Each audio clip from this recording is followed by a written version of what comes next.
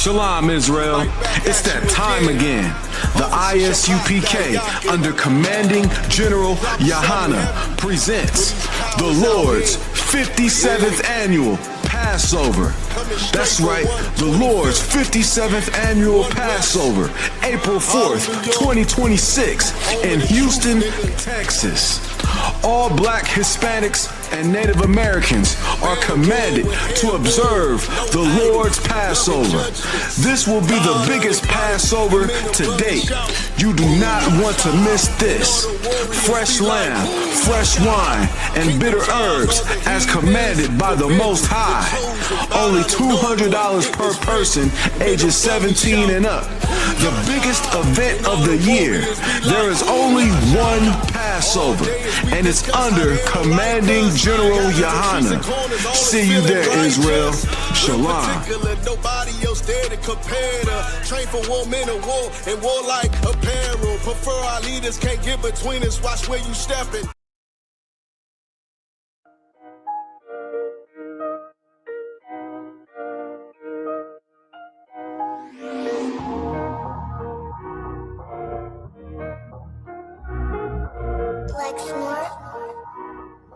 Pando, kill the beat.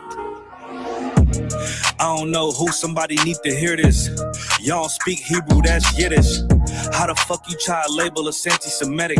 We the Israelites, blacks, native Hispanics.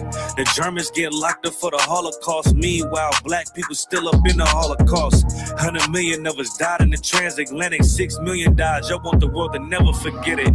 You can never be a Jew. You a Ashkenaz. This ain't a star dum-dum. A gun die or die.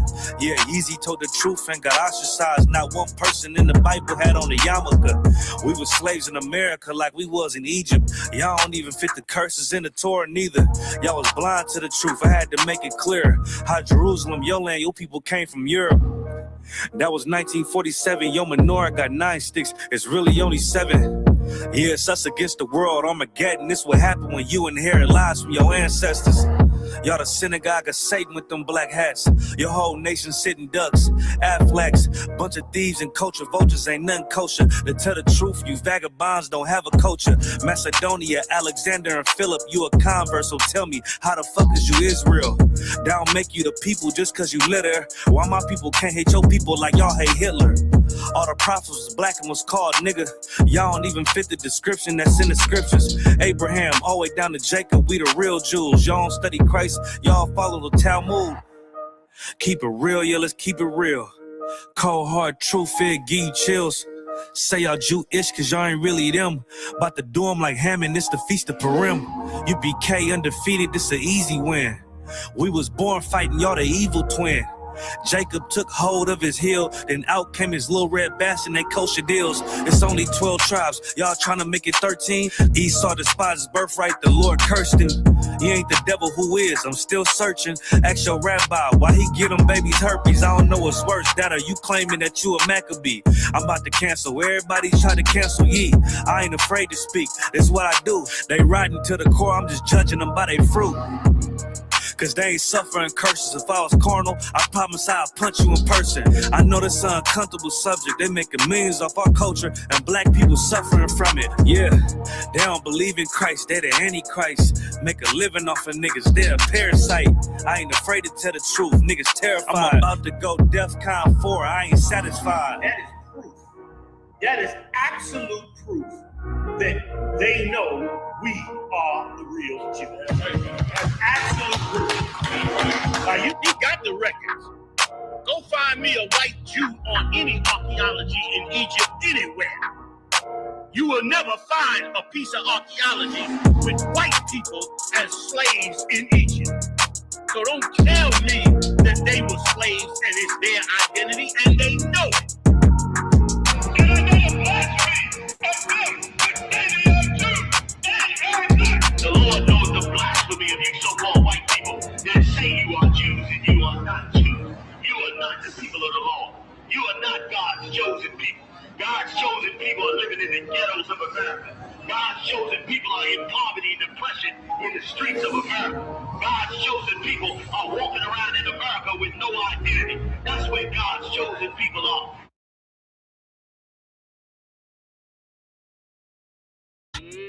Yeah, those are messed up. No, bad news is to beat your home, nigga. Yeah. Go on, get on his ass real quick one time. 144, baby.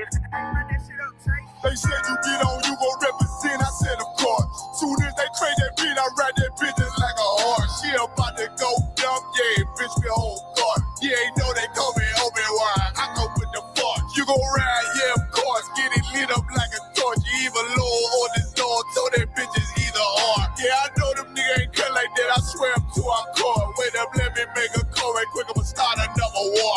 I was hurting when she left, but I don't care about anymore.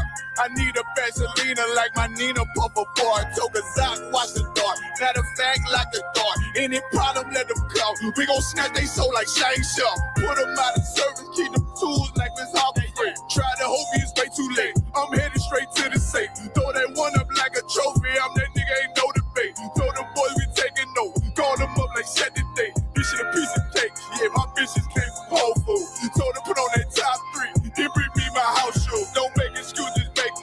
These niggas ungrateful, gotta show them UPK rules. I make hits like I can't lose. They said you get on, you gon' represent. I said, of course. Soon as they crank that beat, I ride that bitch just like a horse. She about to go dumb, yeah, bitch, the whole court. You ain't know they call me Obi-Wan. I come with the force. You gon' ride, yeah, of course. Get it lit up like a torch. You either low or this Lord, so that bitch is either or. Yeah, I know them niggas ain't cut like that. I swear I'm to our court. Yeah, I just got off the call. I'ma start another war. Spit a plate up with my niggas, get your knife and your fork. They ain't locked in with the counting when you speaking to me for. Yeah, I just took the floor. Ain't no cowards in my campaign. They can't stop the campaign. Tell them bring the champagne. They know I'm a champion. They can see the outcome. Get them niggas bad, got them tied down and out there. You can't do with them steps, them niggas been down since day one. We run up the bands, bitch like Dylan. They say you get on, you gon' represent. I said, of course. Soon as they crank that beat, I read that bitch just like a horse. Yeah, about to go dumb, yeah, bitch, we whole court. You ain't know they call me Obi-Wan. I come with the force. You gon' ride, yeah, of course. Get it lit up like a torch. You either low or this low, so that bitch is either or. I told you niggas, you ain't cut like that. I swear I'm to our court. And I just made it call. We gon' start another war. Yeah.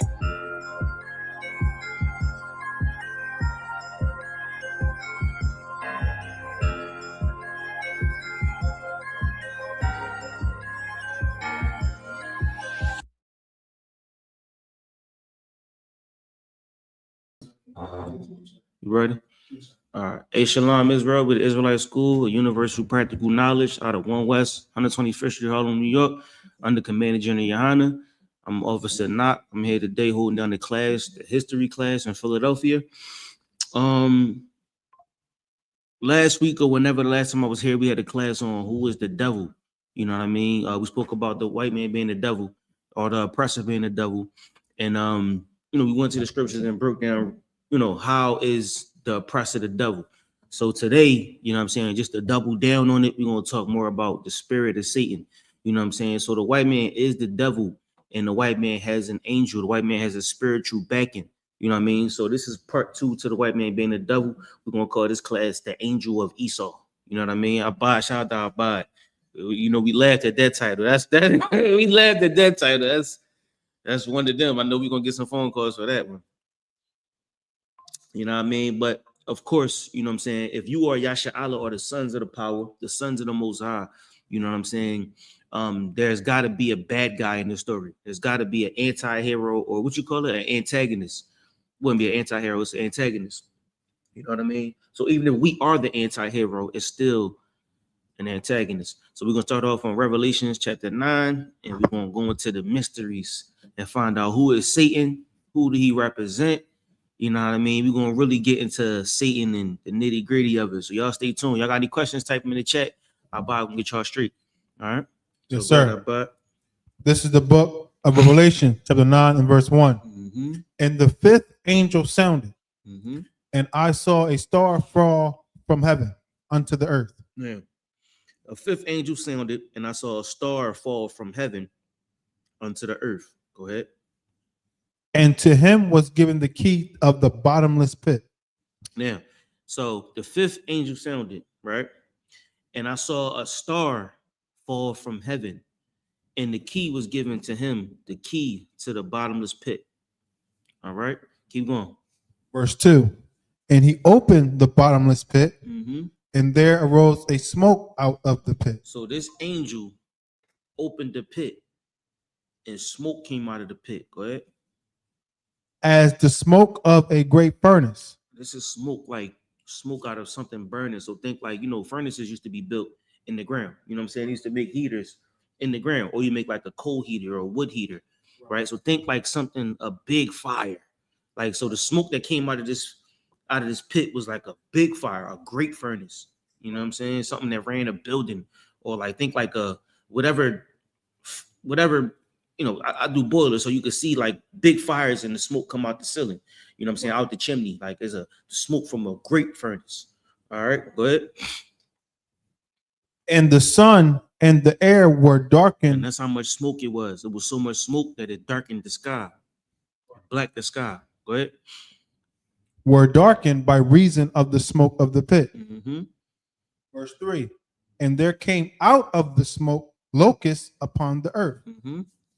And unto them was given power, as the scorpions of the earth have power. Now, out of this pit that this angel opened, locusts came out, right? And the locust was given power. The power like a scorpion. And what does a scorpion do? It stings. Scorpion stings. Read that verse you read, verse 3 one more time. Yes, sir. Verse 3. And there came out of the smoke locusts upon the earth, and unto them was given power, as the scorpions of the earth have power. Now we're gonna break all this down. We're gonna shoot back and forth from the scripture. We're gonna break this scripture. This is pretty much gonna be the basis of the class. But I want to read it so we can get an understanding, and then we're gonna go back to the beginning and break it down. What's the star? What's the pit? What's the locust? We're gonna break down everything. But for time's sake, well, not for time's sake, but right now I'm gonna give you this. It was an angel with a key. He opened the door of hell, and inside this door, he had locusts inside of it. The locust is his army, right? And when he let them free, they were given power like a scorpion. Scorpion got venom in it. The scorpion stings, and when it stings you, the venom takes over your body. You know what I'm saying?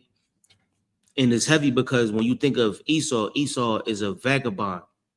He's a fugitive. He needs a host. He needs to survive. If he don't have the Native Americans, he won't survive. If he don't have the Negroes in America, he don't survive. If he don't have the Hispanics or the Latinos, he won't survive. He needs a host, right? This is the army of this angel with the key to the bottomless pit. Go ahead. Verse 4. And it was commanded them that they should not hurt the grass of the earth, neither any green thing, neither any tree, but only those men which have not the seal of God in their foreheads. Go ahead. Verse 5. Yeah. Go ahead. Keep going. And to them it was given that they should not kill them, but that they should be tormented 5 months. And their torment was as the torment of a scorpion when he striketh a man. Now, what's the torment of a scorpion when it strikes a man? I think we just talked about it. It's a sting and it poisons you. Yeah, so what poison does is it hijacks your blood. You know what I mean? Or sometimes it, like venom, I know venom for sure, it thickens your blood, turns your blood into like oatmeal or grits. You know how grits get thicker? So think your blood just coagulating inside of your veins and your arteries, and your heart can't pump it because your blood is thicker. You know what I'm saying? So that's what the stinger do, or that's what the poison does to your body. The poison hijacks your blood and your heart can't pump it no more. So this was the power that was given to him, the power to sting, the power to hurt you, the power to poison you, the power to kill you. In theory, if you let it, because it was told not to kill them, but they got poison stingers. You can't tell a snake not to give somebody venom. You can't tell a scorpion not to kill with his poison. So let's go back to verse 1. We're gonna start over from the top. Yes, sir. Okay. This is the book of Revelation, chapter 9 and verse 1. And the fifth angel sounded, and I saw a star fall from heaven. All right, let's go to Revelation chapter 2, verse 1.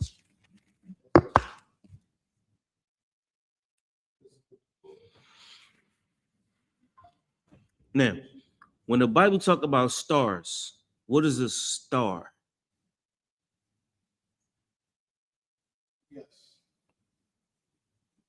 In most cases, okay, I might need to break this down. But what is a star according to the Bible? I'm sure you know. Yes. A star is like the representative of whatever that thing is. So give me some examples. Like okay, for Yasharallah, star will be Christ. Right. So give me like a track star. Oh, a track star would be Or give me, I'm thinking Jesse Owens. Give me like a basketball star.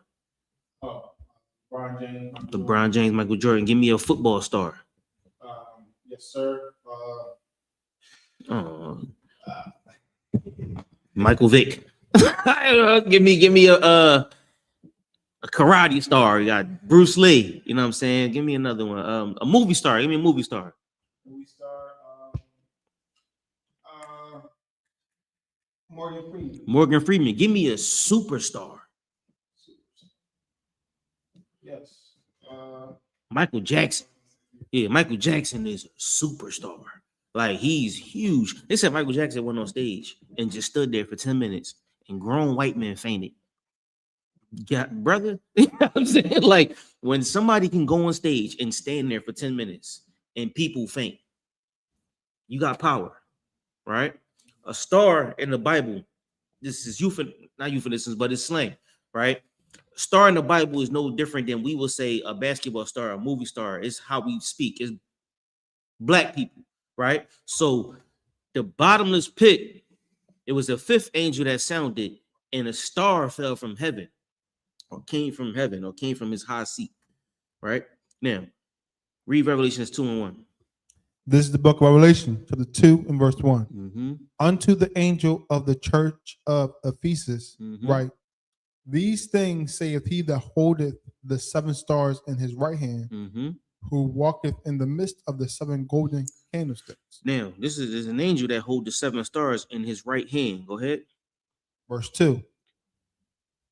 I know thy works, and thy labor, and thy patience, and how thou canst not bear them which are evil. And thou hast tried them which say they are apostles and are not. Now, this is the angel of the church of Ephesus, right? Okay, this might be a little bit too heavy, but this is our angel checking the other angels, right? The angel of the church of Ephesus, right? He holded the 7 stars in his hand, right? Now, he said, I know thy works and thy labor. Go ahead.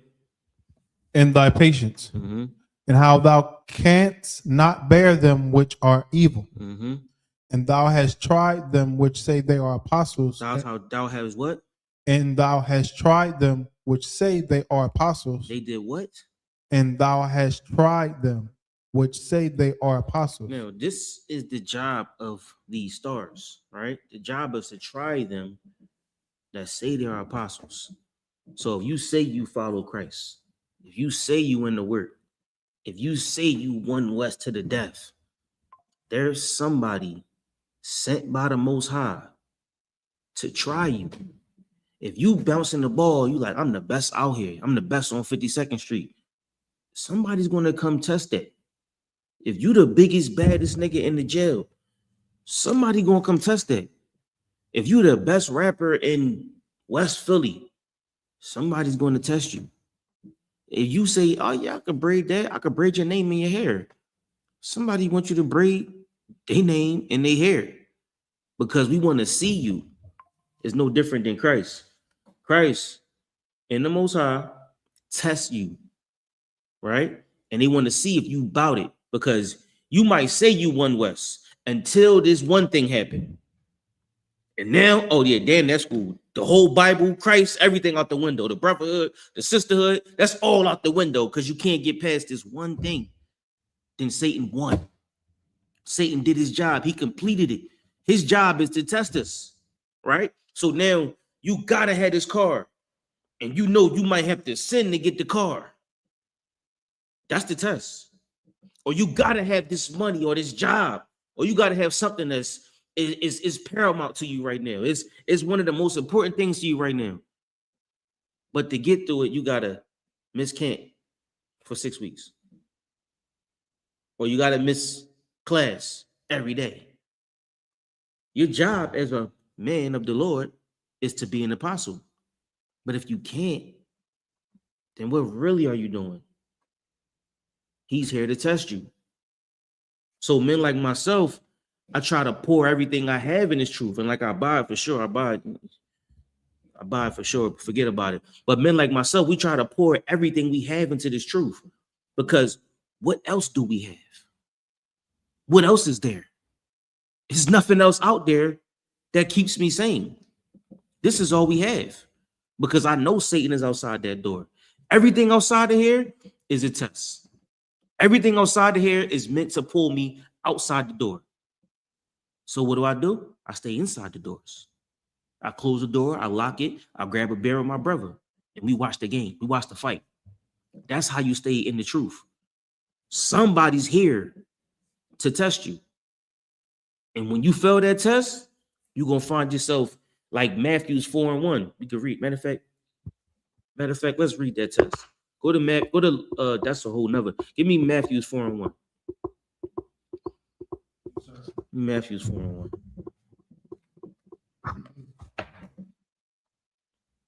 This is the book of Matthew, chapter 4 and verse 1. Okay. Then was Jesus led up of the Spirit into the wilderness to be tempted of the devil. Now, Christ was, it'd probably be better to get Luke. Give me Luke 4:1. Yes, sir.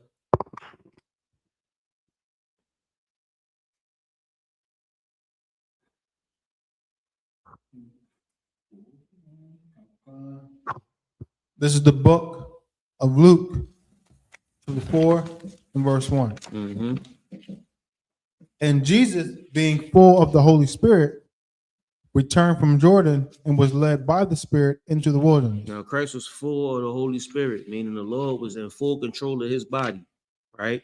He left from the River Jordan, which is, I believe this is right after he left John the Baptist, right? So he left John the Baptist, him and a couple of disciples. I think he had James.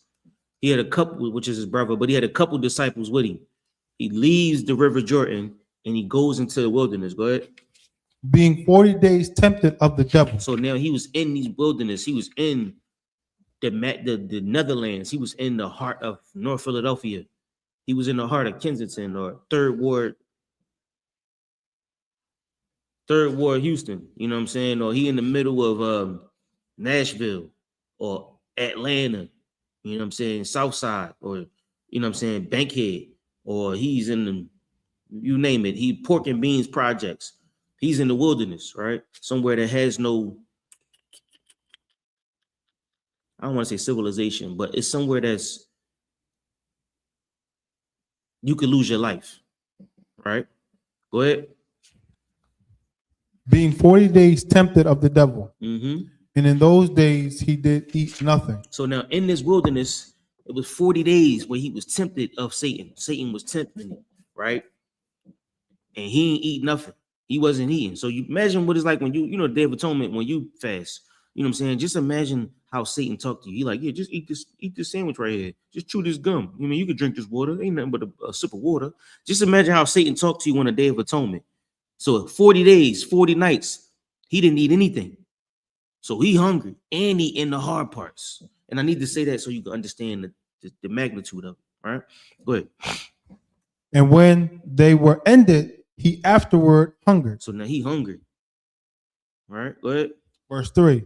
And the devil said unto him, if thou be the Son of God, command this stone that it be made bread. Now, this is what Satan does, right? Satan is here to try you. He tries the apostles. He tried Christ himself, right? So he come over to you and he said, what? Say it again. If thou be the Son of God, command this stone that it be made bread. So he said, if you the son of God, right? I know you hungry.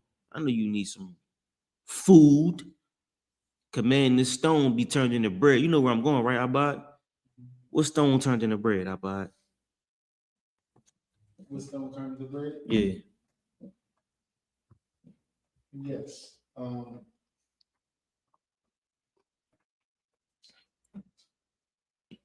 Abad, you from North Philly. You never seen stone turned into bread? Oh, I see. Saki, like regularly? No. Yes. Now, understand this is us. This is our history. So whatever you can do in life is already recorded here. So when we deal with this temptation, let's say you in the wilderness. Let's say you in the heart of North Philly, the heart of West Philly, or wherever block you on, and you don't got no food in your fridge. Your mom don't got no money. She works every day, has holes in her shoes.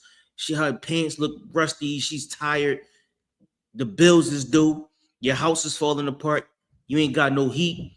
You hungry in the wilderness. And then here comes Satan with a bag like, I know you hungry, brother. Turn these stones into bread. Right? What Satan do?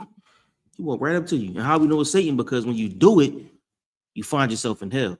And if it's not hell for you, it's hell for somebody else. You put somebody's life in hell, whether yours or someone else you may come in contact with. Satan like, turn these stones into bread. Right? What did Christ say? Verse 4. And Jesus answered him, saying, it is written that man shall not live by bread alone. Now, we could go into this whole breakdown, right? By man not living off bread alone. That's in Deuteronomy. We could go all the way through this breakdown. But I pulled this for this topic because I want you to understand this point in particular. So he said, man shall not live off bread alone. So the brother that ain't got nothing in his house, no food, nothing in his house, Satan come and offer him some stones to be turned into bread, right? And you get enough of these little rocks, you might get a brick, right? He said, man shall not live off bread alone. Go ahead. But by every word of God. Now, this brother was smart enough to know that bread ain't going to make me live. That bread is going to kill me. What keeps me alive is being here. My brothers keep me alive. The word of God, the outer one, keep me alive. You know what I'm saying? For real, we just a reflection of the men above us. You know what I'm saying? For real. I ain't nothing but the men that taught me. That's all I am. And they the ones that taught me how to survive. If it wasn't for them, I would still be outside trying to make things work. But we learned how to be men here. We learned how to take care of our family. You know what I'm saying?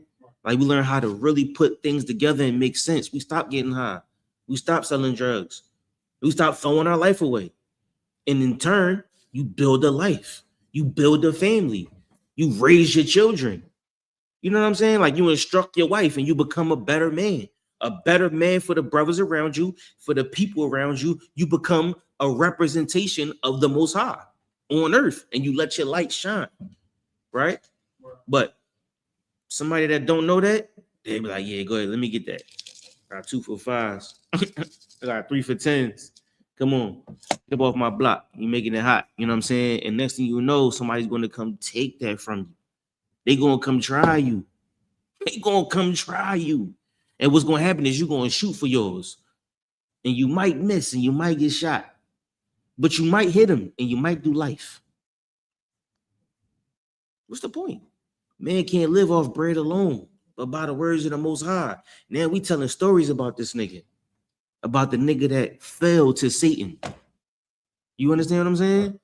So drug dealing is a way to look at it.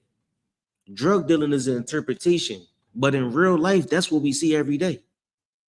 We see stones get turned into bread. Now, if you say this to a Christian, they don't understand that. Stones being turned into bread, why is that a problem? Why is turning stones into bread a problem? Really, because you're given the power like Moses, right? You're given the power of the Most High, but the power not for you. You don't take advantage of what the Lord gave you. You give to the men that need it. It's not for you. None of this is for me. You dig what I'm saying? It's for you. And then you give it to the next brother. That's the sin. The sin is thinking that you're going to capitalize off something that the Lord gave us. It's not for you. Right? So now Christians don't understand bread and the stone. Christians, because they selfish. Christians don't understand none of this. It won't make sense to them. Right? So now, keep going. But by every word of God. Verse 5. So yeah, and that's also in the scripture. So man can't live off bread alone, but by every word or the words of the Most High. This is how we live. This is how we survive. This is how we understand life. You don't understand life by damn near losing it. You know what I mean? You don't gotta, that's a very reckless way to live. Like halfway losing your life to understand that you can't sell drugs is a reckless way to live. Or getting drunk and driving super fast, and then now I know I shouldn't drive fast and drink. The reckless way to live. You know what I mean? Or damn near losing your life with some chick is reckless. So this is how we know how to live, because the brothers made mistakes before us. We just read about it. Keep going. Verse 5. And the devil, taking him up into a high mountain, shewed unto him all the kingdoms of the world in a moment. Now this devil took him to a high mountain. He took him to the top. Right? He showed them all the kingdoms of the world. Now, I'm not with you, so I'm just going off what you said. So he took him to the top, took him to the kingdoms of the world. Like show him everything. It's everything that you may want. It's all the cars, all the clothes, all the women, all of it is right here. Keep going. Verse 6. And the devil said unto him, all this power will I give thee, and the glory of them. For that is delivered unto me. Now, Satan is saying, is delivered unto me. This is the devil. This is the angel. This is Esau himself. And he represents this angel of Esau, the one that got the key to the bottomless pit. This is one of the locusts. He's saying, all you got to do, he ain't say that part yet, but he's saying, all of this you see, I will give it to you and the glory of it. So all these kingdoms, all these women, they yours. All the beautiness, all the beauty of this place will be yours. So you could come to this city, you could get the best clothes, shop at the best stores. You can grab the best women, buy the best diamonds, eat at the finest foods. You can be in the best parts of the city. All the glory of it is yours. Did you say worship me yet? No. Go ahead. And to whomsoever I will give it. So this devil is saying it belongs to me to give. That's Job 9:13, right?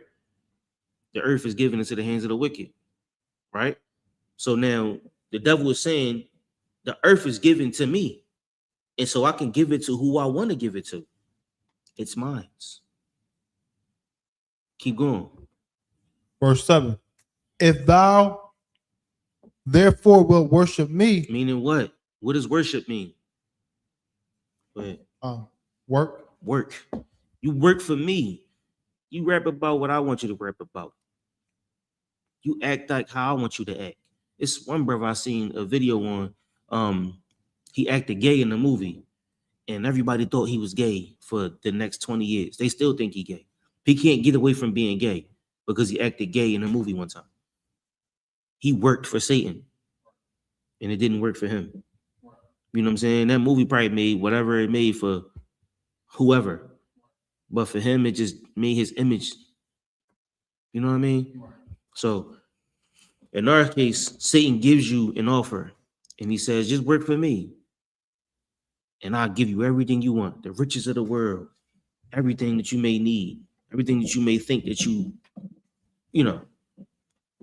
can benefit from. Go ahead. All shall be thine. All shall be yours. He's going to give it to you. Go ahead. Verse 8. And Jesus answered and said unto him, Get thee behind me, Satan. Christ knew that this was Satan. You know what I'm saying? Because the earth is given into the hands of the wicked. So Christ, like, you know what? Nah, I'm cool. I don't need whatever's in the world. Go ahead.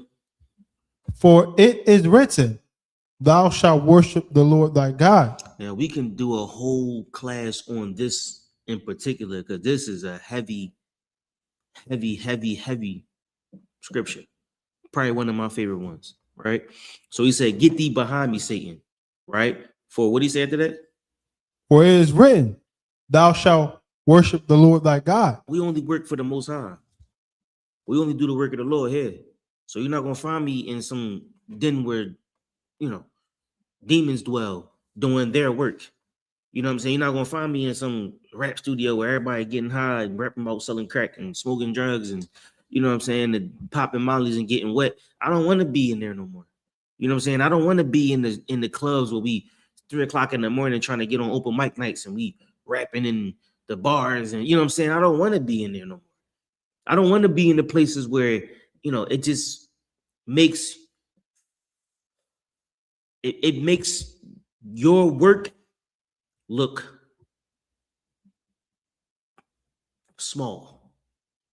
It makes you look like any person that works for the Most High. I'm trying to give it to you, you know what I'm saying, in the best way possible. You are Officer Abad, priest and officer, prophet Abad, a man of the Most High.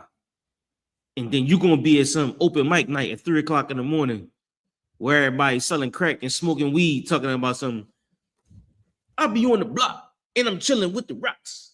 It's like, brother, you know what I'm saying? Like, it's like you got work to do. You could be somewhere else. You could be making camp equipment.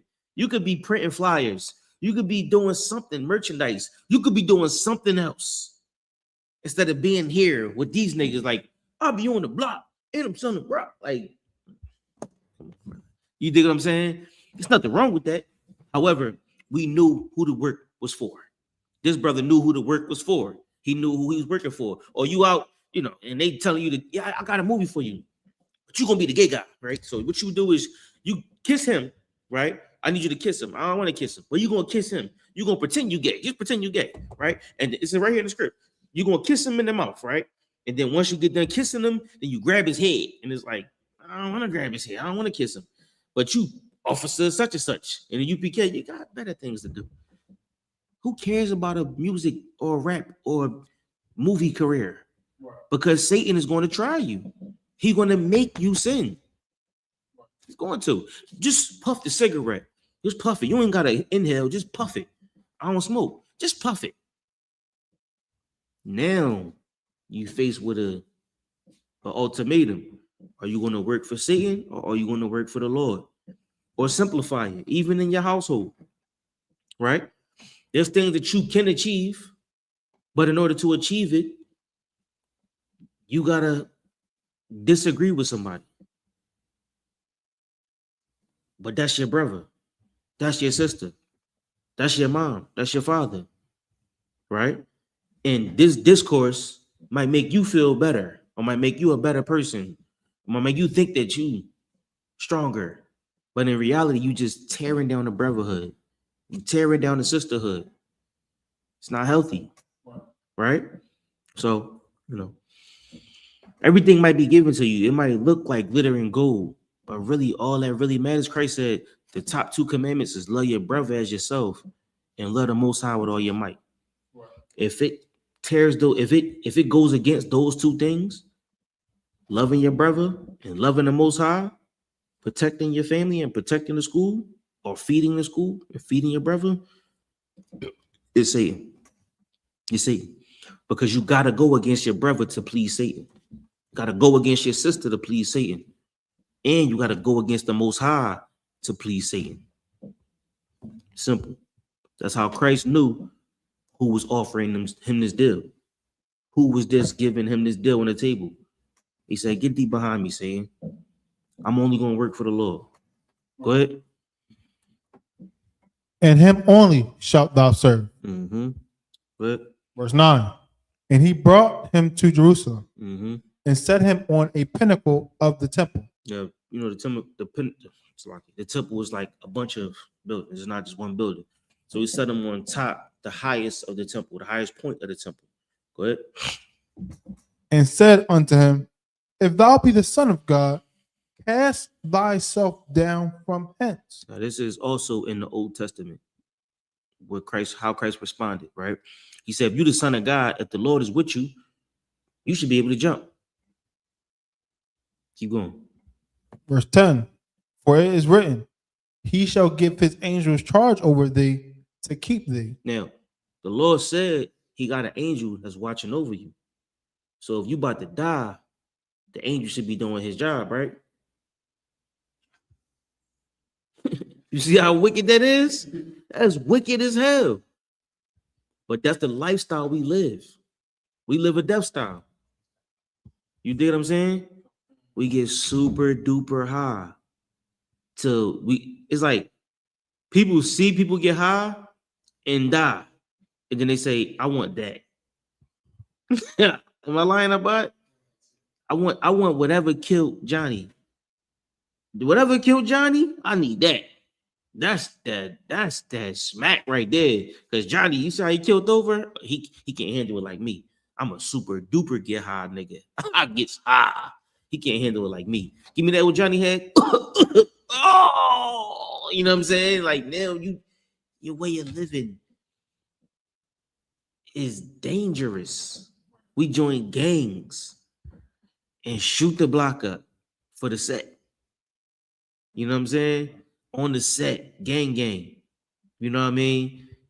We go destroy people's lives for a block or a color or some random nigga that we think is our big homie. You know what I mean? The way we live is dangerous. That's us jumping off the temple and praying that the Lord catches.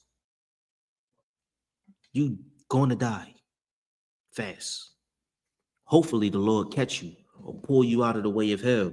Hopefully you don't die like we all think you will. When you hustle, when you get into this game, it's one outcome. You die. Whether you die here or in jail, but you won't live your life. Guaranteed. Unless the Lord saves you. All right? Keep going. For it is written, he shall give his angels charge over thee to keep thee. Verse 11, and in their hands they shall bear thee up. They're going to pick you up. Go ahead. Lest at any time thou dash thy foot against a stone. He's saying then the Lord said that the angel won't even let you trip over a rock. The Lord said the angel won't even let you kick your foot into that corner of the wall that's always there. That piece of wall that's always there that you kick your toe on. Right? The Lord said he's going to keep charge over you just so you don't kick that wall. So you remember that wall. That's what the angel for. The angel's there like, hey, Salak, y'all buy it? And you're like, oh, most high in Christ. Walk around the wall. That's the angel's job. But not the day Abad got super drunk. And Abad is just all over the place. He going to kick that wall tonight. Right? You follow me? I see. All right, go ahead. Verse 12. And Jesus answering said unto him, it is said, thou shalt not tempt the Lord thy God. That's what Christ said to this devil, this demon, Satan. He said, it's not right for me to tempt the Lord. Like it don't make sense for you to live a life banging over some block or some color, throwing up some sign. You're going to die. But what's the point of it? A man that God knows, don't tempt Satan. It's like, don't tempt the Most High. It's like, don't tempt the Most High. Because the Lord creates evil, right? So you're going to tempt another nigga, another man of the Lord, another brother. Or you're going to tempt another person that the Most High put in place. He's your adversary at this point, right? So now you're going to tempt him like, yeah, nutty block. Well, that's probably actually somebody's block. But whatever, you know what I'm saying? Whatever you throw up, and you throw it up, and this nigga start throwing his shit up. You know what I'm saying? Now y'all banging on each other. And next thing you know, he gonna catch you later on, or you gonna catch him later on. And then it's just like, what's the point? That's why I take men of renown, some type of maturity. Now, to us, it sounds like, yeah, that makes sense. But to kids that's 16 and some men that's 30, gangbanging is all they know. And you got to teach men in a first and second childhood how not to throw their life away. That's what this Bible is for. Because you supposed to be the man of the Lord. We are the men of the Lord. And we teach stupid niggas how not to throw their life away over the dumbest shit in the world. Some color, some bag, some dollar, some broad, the dumbest shit in the world. You got to teach a nigga how not to die over it. You dig what I'm saying? However, you're going to be tested too. We're going to be tested too. Every day, every minute. Because the teacher is always asked the questions. And if you can't answer the questions, then you're not a sufficient teacher. So every moment you get tested. Them dumb niggas, you got to teach them. But they just could be dumb. Not you. You don't got a license to be dumb. You don't got a license to lose to Satan. You can't lose to Satan. You can't sin. Because the moment you do, there goes Satan with a victory lap on your dumb ass sloppy. You understand what I'm saying? His job is to take you out. Because once he take you out, them dumb niggas will never survive. You know what I'm saying? It'd be 1,000 dumb niggas because Abad decided to get high one day. Or not decided to smoke this weed one day. Now 1,000 dumb niggas are going to die. The whole block is getting shot. Somebody's grandma is going to lose her life because not got high one day. You understand what I'm saying? So the weight is on our shoulders to be better men. But we gonna get tried. Go back to Revelations 2 and 1, or wherever it is. Yes, sir. This is the book of Revelation, chapter 2 and verse 1. Actually, 2 and 2. This is the book of Revelation, chapter 2 and verse 2. Mm-hmm. I know thy works and thy labor and thy patience, and how thou canst not bear them which are evil. Mm-hmm. And thou hast tried them which say they are apostles and are not, and hast found them liars. That's his job. His job is to find out if you a liar or not. Or you a sister in the truth? Or you one west till they bury you? Yeah, nigga, you a liar. And Satan gonna find out. You was lying the whole time. One west right here. Shield. Nah, the Lord gonna pop that. You gonna pop that chain and take that shirt off. And then who you are? You just a nigga with no chain and no shirt on. Nah, you a liar. Not me. I wear my chain in the dark. My chain is gonna be inside of my chest. You ain't never getting this chain off of me. The Lord himself gonna have to pop this chain. I'm fighting for mine. This shirt ain't never coming off. This shield ain't just on my arm or my chest. It's somewhere else. It's inside of me. You understand what I'm saying? It's here. The school is inside of here. The school ain't, I'm not in the school, it's here. The school is us. So if we go to Germany, the school is in Germany. We the school. You understand what I'm saying? You can't lose this truth because Satan will make you a liar. And we're going to make sure that Satan loses. That's our job. We make sure that he goes back to the Lord with no report. Give me Revelations 1 and 20.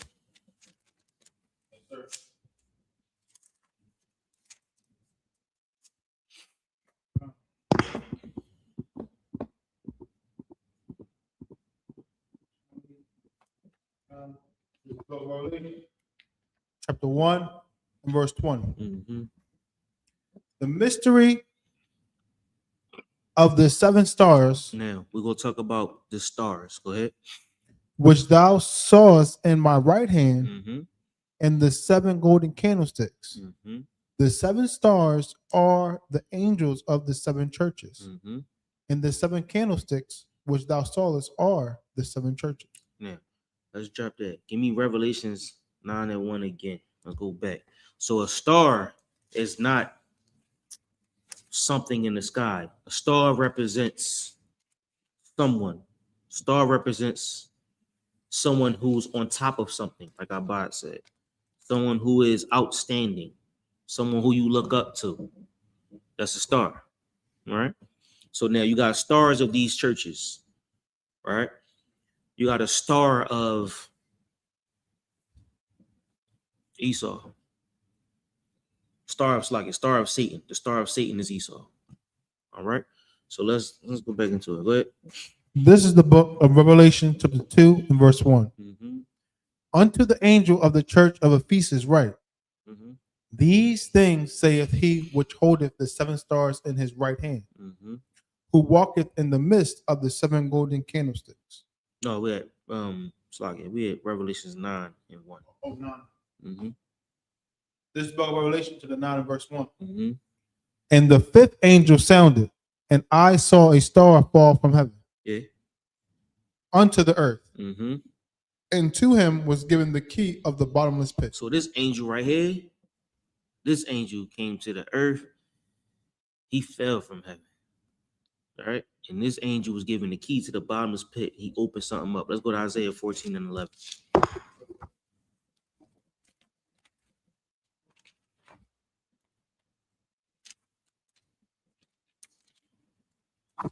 Mm-hmm. This is the book of Isaiah, chapter 14 and verse 11. Right. Thy pomp is brought down to the grave. Start at 12. Verse 12. How art thou fallen from heaven, O Lucifer? So which star has fallen from heaven? Esau. The star right here. Right? Now, the star that's in heaven is Esau. You're right. Now, the angel, right, given his power to his star. But this star rose up, and this star took over everything. The angel opened up this lock and let his army go. So now this army is taking over. This army is killing and destroying, right? This army achieved heaven. However, at some point, this angel was going to go back into hell, back into that bottomless pit. That door is going to lock again. We're going to see that door lock one more time. And when we see that door lock, it's going to be glorious because we're going to put the scorpions back where they belong. We're going to put the locusts back where they belong because this angel is going to come open his key. And his job is to test you. His job is to make sure you solid. But one day, it ain't going to be no more tests. It ain't going to be no more seeing if niggas is solid because we all going to be solid. You ain't got to try niggas no more because we know. Nah, that ain't happening here in Israel. But that day can't come unless we all on one accord. Unless we all got brotherhood. We all got sisterhood. Then that day will happen. But until then, until you get it right and I get it right, this day will never happen. Lucifer will never fall from heaven. He always going to be open. He always going to be loose, poisoning the whole community, poisoning the men of God, poisoning all the sisters in the world. That's his job. Give me 14 and 11. Yes, sir. This is the book of 12, Isaiah. 14 and 12. This is the book of Isaiah, chapter 14, verse 12. How art thou fallen from heaven, O Lucifer, Mm-hmm. son of the morning? Son of the morning meaning what? He is The brightest star, the biggest star. Go ahead. How art thou cut down to the ground, Mm-hmm. which didst weaken the nations? Now, this star right here, the biggest star, he weakened the nations. Go ahead. Verse 13. For thou hast said in thine heart, I will ascend into heaven. Mm-hmm. I will exalt my throne above the stars. We broke of this God. down before, right? Tons of times, right? We don't need to break this down, do we? I'm sure you get it. All right. Yes, sir. All right. Keep going. Just read it for time. I will sit also upon the mount of the congregation in the sides of the north. Because we know the mount of the congregation is us, the sides of the north, upon the stars of God, which is us. So this star going to sit over top of us as stars. He's a brighter star than us, meaning we can't outshine him. We can't overshadow him. Nothing we do will be brighter than what he does. He's the devil. Give me Job 1 and 5.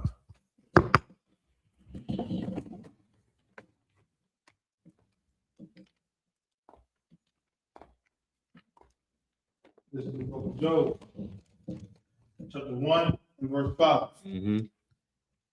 And it was so when the days of their feasting were gone about. The days of their what? When the days of their feasting were gone about, What? that Job sent and sanctified them. This is where you at? I'm at Job chapter 1 and verse 5. All right, go ahead. Oh, he's talking about it. Okay, all right, great. I know what you're at. Go ahead. And rose up early in the morning and offered burnt offerings according to the number of them all. And Job said, it may be that my sons have sinned and cursed God in their hearts. Hold on, let me get with you, man. I'm trying to. You probably want verse 6.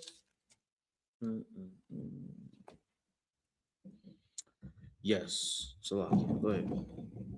Verse 6. Now there was a day when the sons of God came to present themselves before the Lord, and Satan came also among them. Go ahead. Verse 7. And the Lord said unto Satan. Now the Lord is speaking to Satan. Go ahead. Whence comest thou? Where you come from? Go ahead. Then Satan answered the Lord and said, from going to and fro in the earth, and from walking up and down in it. So Satan and the Lord is in a conversation, right? And he said, where you coming from? He said, going to and fro in the earth, walking up and down in it, walking around, moving about. Go ahead. Verse 8. And the Lord said unto Satan, hast thou considered my servant Job? So what was Satan doing when he was walking around? He was testing everyone. He was looking for people to try. That was his job. He was walking around looking for victims. Somebody that's saying they serve the Lord. And he tried it. He like, yo, you seen my man Job though? So this Satan and the Most High, like, you seen my man, you seen my servant Job? The Most High talking to Satan like, what about Job though? You seen Job? Go ahead. That there is none like him in the earth. He like, Job is outstanding. He's a star. He's one of them. He's elite, upright, as it said in the first verse. Read for Job 1 and 1. Yes, sir. This book of Job to the 1 and verse 1. There was a man of the land of Uz, whose name was Job, and that man was perfect and upright, and one that feared God and escheweth evil. So this brother Job feared the Most High, and he stayed away from evil things. Upright, perfect, meaning he did the laws. He followed the laws, statutes, and commandments. He was there. Don't eat pork. No pork in my house. Get that pork out of my house. You know what I'm saying? We watching I don't know. We watching white people kill black people. Hell no, you ain't watching that in my house. You know what I'm saying? Like he like, nah, I don't even want to be around that. Hell nah. Anything that's remotely evil to him, hell nah. The Lord was like, oh, look at Job.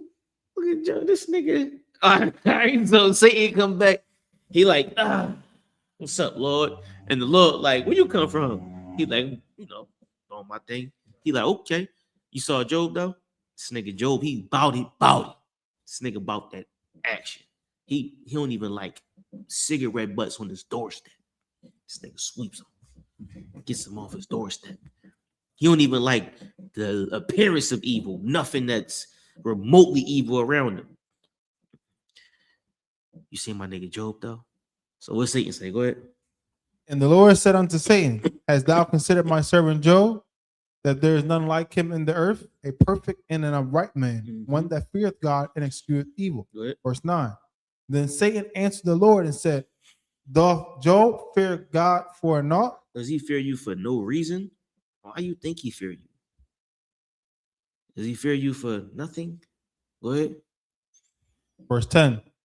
Has not thou made an hedge about him? You protecting him. You making sure he's safe. He's fearing you because you keeping him safe. Keep going. And about his house, And his family. Go ahead. and about all that he have on every side. His cars, his donkeys, his cattle, his clothes, his cribs, everything that he has, the Lord is protecting him. The Lord is with him. That's why he fears you. That's why he follows you, because he know the Lord is protecting him. The Lord is with him. Most High, we say Most High Christ. Or that bill went through, I got just enough to pay. Most High Christ. Oh, look at God. When he do it, you know what I'm saying? Like, we know the Lord got us. He got our back. A bullet, we walking through the gunfights. Like, look at God. What? You know what I'm saying? Like, you know the Lord got your back. Job is one of them niggas. He confident the Lord is with him. That's why he served the Most High. Go ahead. Thou hast blessed the work of his hands, Mm-hmm. and his substance is increased in the land. Job was rich. He had a lot of cattle. And when you look at money back then, money ain't like money is today. We think about how much beef is worth. Like one cow probably worth like $4,000 today. Probably more than that. $5,000. You know what I'm saying? And then on top of that, just the sperm of a cow can be worth $1,000, $200. You know what I'm saying? So now when you take the sperm of this one cow, if a cow can't produce sperm, they chop it up and kill them. Right? So now you got animals that produce other animals, or they produce food. So you got two ways to sell these animals, right? Lamb is no different. Lamb probably like $1,000, $2,000 today, right?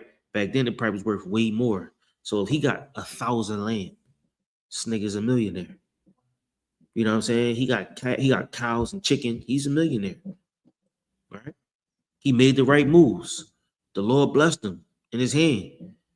Everything that he do, the Lord is with him. He's a rich nigga. He got family. He got land. He got cattle. Got a crib. He cool. Ain't nothing wrong with him. That's why he fear you, because he good. Everything about him is right. That's what Satan is saying. Go ahead. Verse 11. But put forth thine hand now, Mm-hmm. and touch all. He said, what?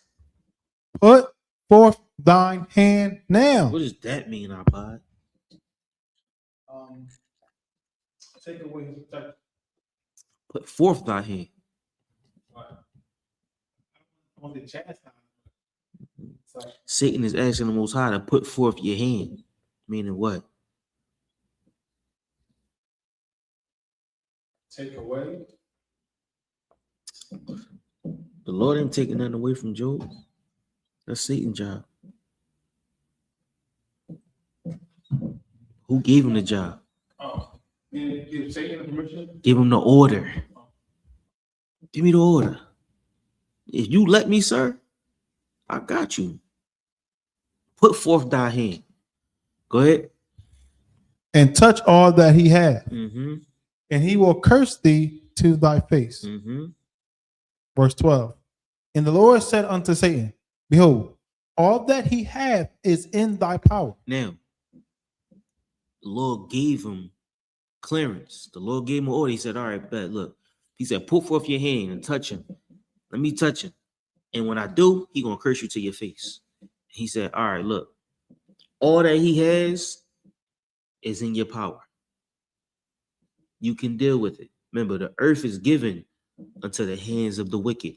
So all of Job's livestock was Satan's. All of his family was Satan's. His houses, everything that he has on earth was Satan's. Right? Only thing that he has that belongs to the Lord is here. This is the only thing you have that belongs to the Lord. Everything else, where you get it from? Right?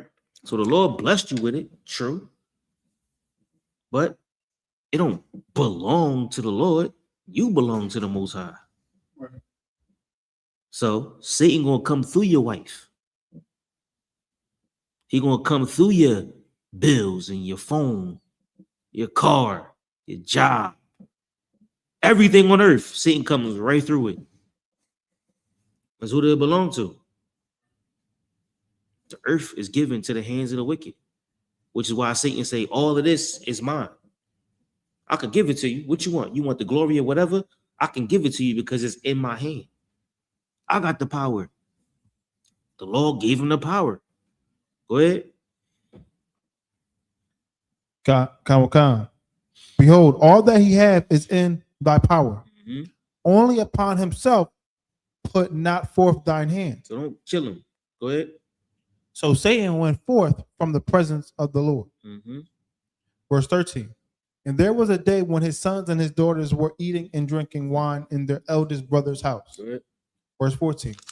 And there came a messenger unto Job and said, the oxen were plowing and the asses feeding beside them. Verse 15.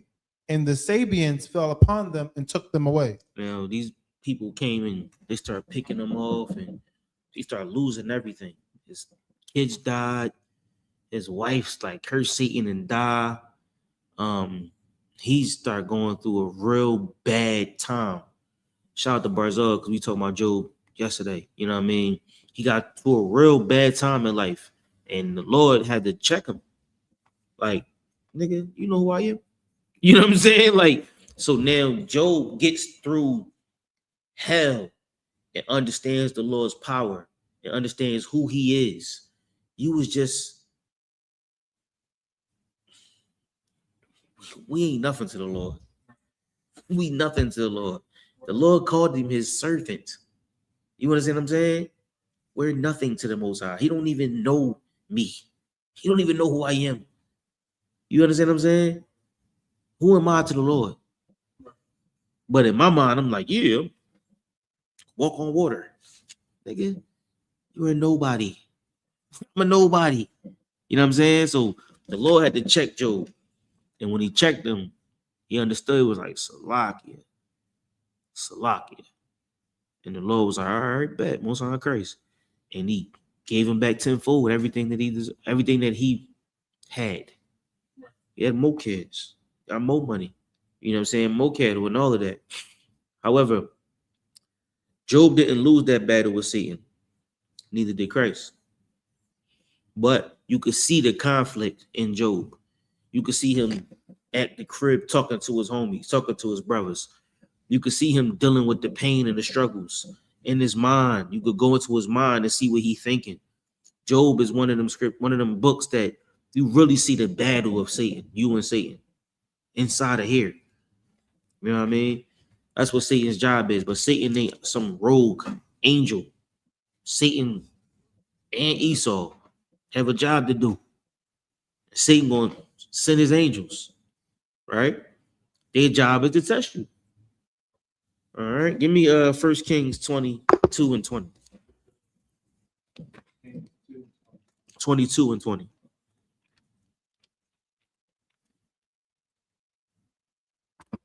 Yes, sir. This is the book of 1 Kings, chapter 22 and verse 20.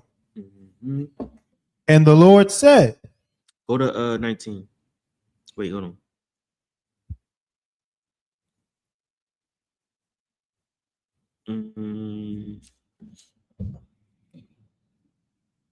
Go to 18. This is the book of 1 Kings, chapter 22 and verse 18.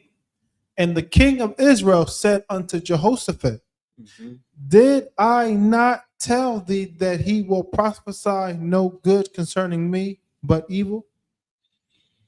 Verse 19. And he said, hear thou therefore the word of the Lord. I saw the Lord sitting on his throne, and all the host of heaven standing by him on his right hand. Man, this is a verse 14. This is the prophet Micaiah. Go to read verse 14 again. Yes, sir. Verse 14. 14 and 15. This is the book of 1 Kings, chapter 22 and verse 14. Right. And Micaiah said, as the Lord liveth, what the Lord saith unto me, that will I speak. Micaiah is the prophet. He's speaking to the king. The king is Ahab. Go ahead. Verse 15.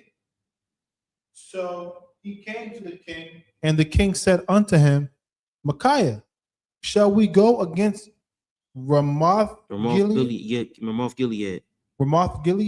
to battle, or shall we forbear? Now, okay, this is a very interesting time, right? So Ahab was the king of the north, the northern kingdom, right? The northern kingdom was notoriously into idol worship. Ahab was the worst one. His wife, Jezebel, was a heathen, and she absolutely pulled him into idol worship, right? So during the same time, the king of Judah, which said was Jehoshaphat, right, came down to Ahab. So they having this conversation.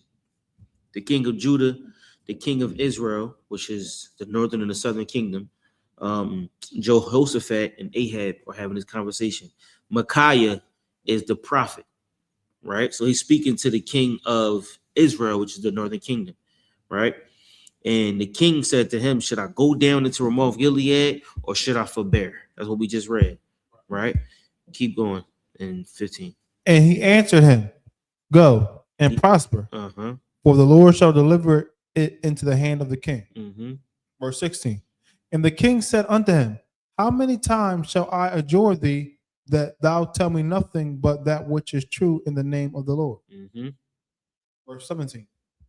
And he said, I saw all Israel scattered upon the hills as sheep that have not a shepherd. And the Lord said, these have no master. So he's saying, what was like, so now he's telling what's going to happen. He said, I saw Israel scattered upon the hills as sheep that have no shepherd.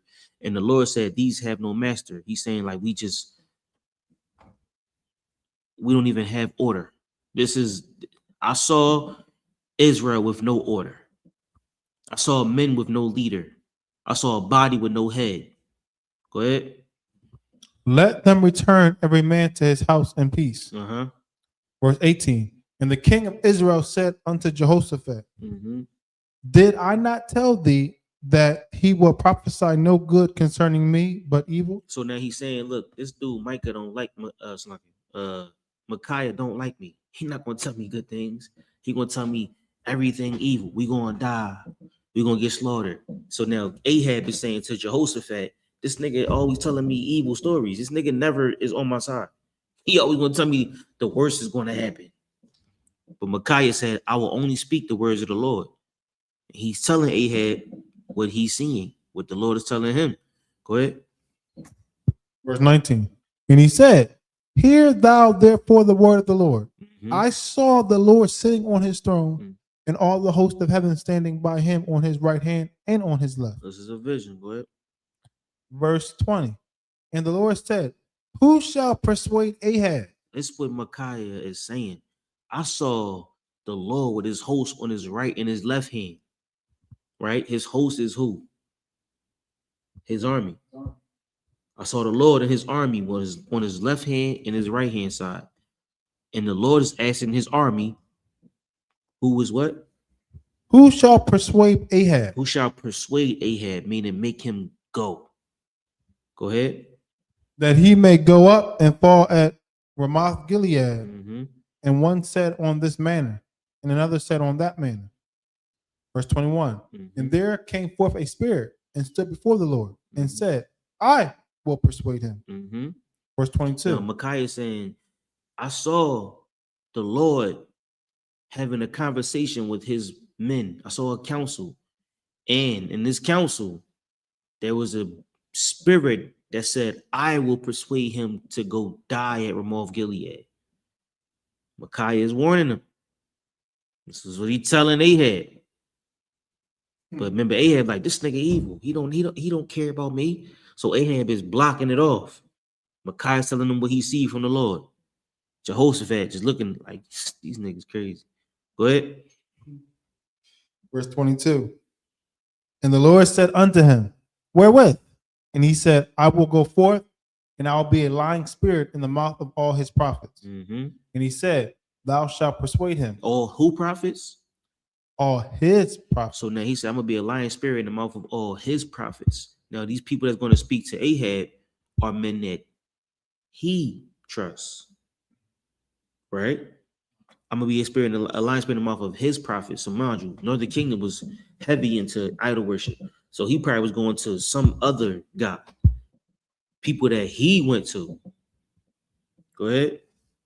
And he said, thou shalt persuade him and prevail also. He said, thou shalt, he talking to Satan, right? Or the lying spirit. He said, you're going to persuade him and you're going to prevail also. This is what Micaiah is telling Ahab that he saw. This is his vision. Go ahead. Go forth and do so. Meaning what? What do go forth and do so mean? Do what you said you were going to do. He gave him an order. The Lord gave Satan or the lying spirit the order. Go get him. Once again, we see Satan following orders. We see Satan doing what the Most High told him to do. Go ahead. Verse 23. Now therefore, behold, the Lord hath put a lying spirit in the mouth of all these thy prophets, and the Lord hath spoken evil concerning thee. Verse 24. But Zedekiah, the son of Shaniah,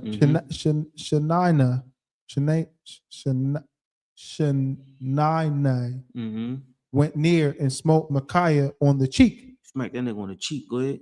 And said, which way went the spirit of the Lord from me to speak unto thee? Yeah. Oh. Yeah. Go ahead. 25. And Micaiah said, behold, thou shalt see me in that day. Hold on. So now this dude ain't like that. He ain't like that. Hold on.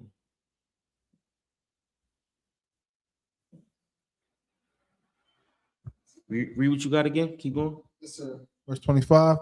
Micaiah said, behold, thou shalt see in that day when thou shalt go into an inner chamber to hide thyself. Verse 26. And the king of Israel said, take Micaiah and carry him back unto Amon, the governor of the city. This story is also in 2nd Chronicles. Go ahead. And to Joash, the 18. king's son. 2nd Chronicles 18. Go ahead. Verse 27. And say, thus saith the king, put this fellow in the prison. Yo, they put this nigga in jail, bro. They put him in jail. They booked him. So he like, listen, somebody gonna tell you to go to Ramoth Gilead and you gonna die. I saw it. Now, one of Ahab's men smacks Micaiah in the face, and then they lock him up. They're like, this nigga is a liar. He's crazy. He's not a prophet. The Lord ain't with him. And you know what happened to Ahab? One of his prophets told him to go, and he went, and he died. So the Most High is in control of all of this. However, there is an angel who has the key to hell, and he has an army from that hell whose job is to make your life hell. They're going to sting you with a whole ton of poison, and you expected to survive. That's Satan's job. That's where the devil gets his power from. That's where Esau gets his power from. This spirit. All right. Give me what's the last verse you read? I read verse 26. Okay. Give me Luke 10 and 18. Luke 10, verse 18.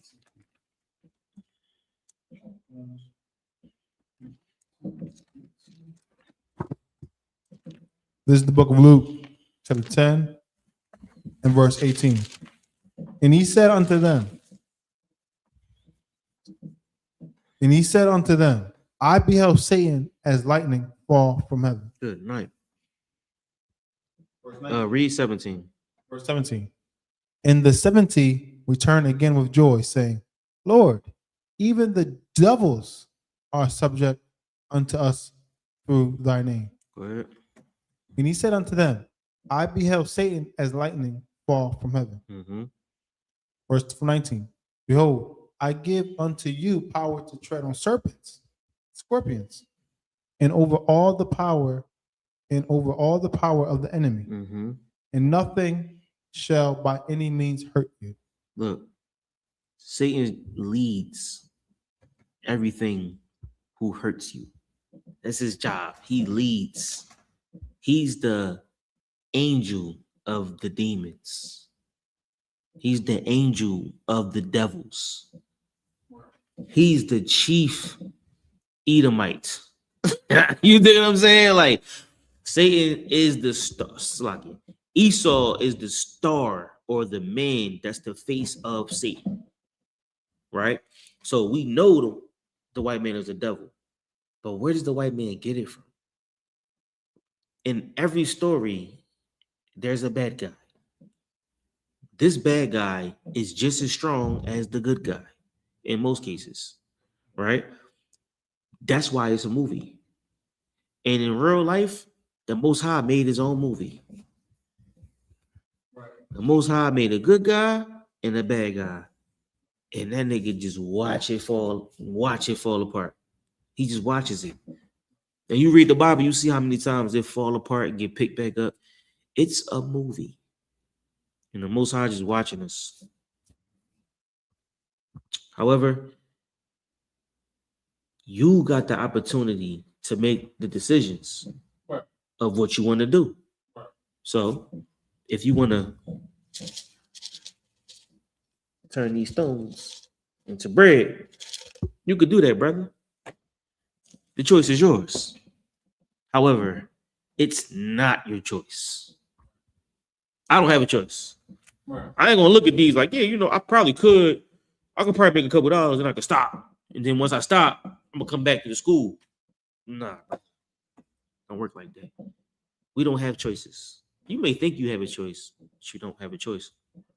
Because as soon as I take this crack from you, all hell is gonna break loose. I'm gonna have 1,000 locusts stinging me. 1,000 scorpions stinging me. I hope you understand what I'm saying. It's probably not hard to get. You know what I'm saying? But 1,000 angels of Satan is going to be at my door. Paranoia, schizophrenia, the niggas on the block, the cops, my family, everything is going to fall apart.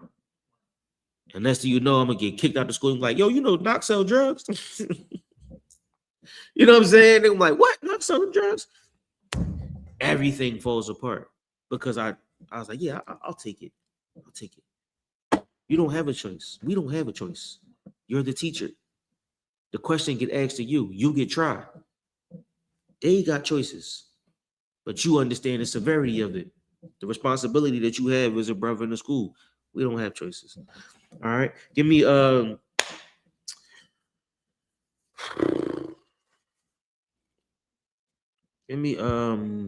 Revelation 6. Yeah. It's a lot. This is the book. Hold on. This is another heavy one. Not 6 and 1. Jesus Christ, a whole nother class too. Give me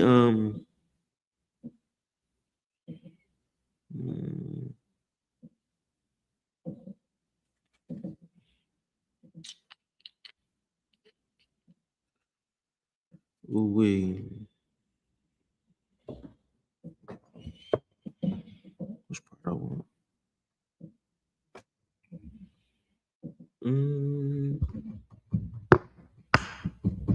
Start at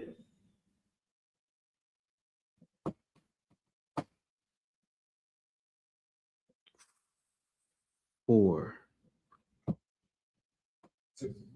Yeah. This is the book of Revelation, the 6 and verse 4. Mm-hmm. And there went out another horse that was red, and power was given to him that sat thereon to take peace from the earth. Okay. Never mind. Go ahead. And that they should kill one another. Mm-hmm. And there was given unto him a great sword. Okay, let's do this. let's not do this. We'll talk about that at the class. Go ahead. Verse 5. And when he opened the third seal, I heard the third beast say, "Come and see." Mm-hmm. And I beheld, and lo, a black horse. Mm-hmm. And he that sat on him had a pair of balances in his hand. These horses got, this is a whole nother breakdown.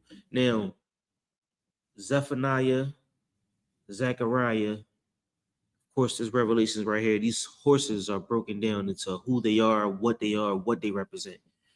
I'm gonna give you the red horse. The red horse is you know what the red horse is, right? Spirit of what? Yes. War. Yeah. And what's the black horse? Yes.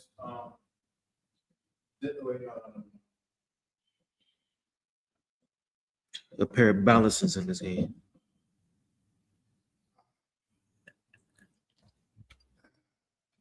Pair of, that's a really good answer. That's a really good answer. It's a really good answer. But it was, yes, it is justice. I'll take justice.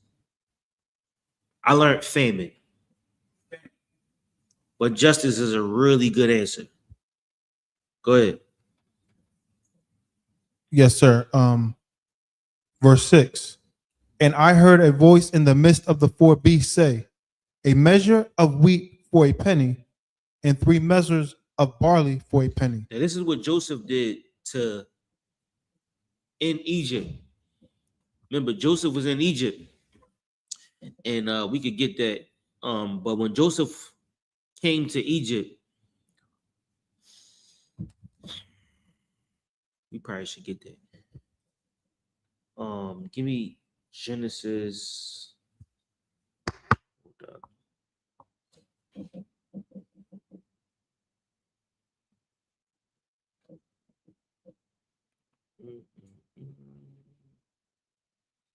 Genesis 47.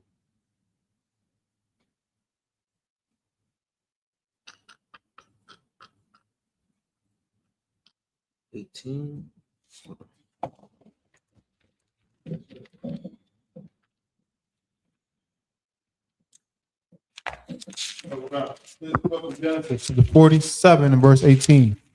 When that year was ended, they came unto him the second year and said unto him, "We will not hide it from my Lord, how that our money is spent. My Lord also have our herds of cattle." So now Joseph,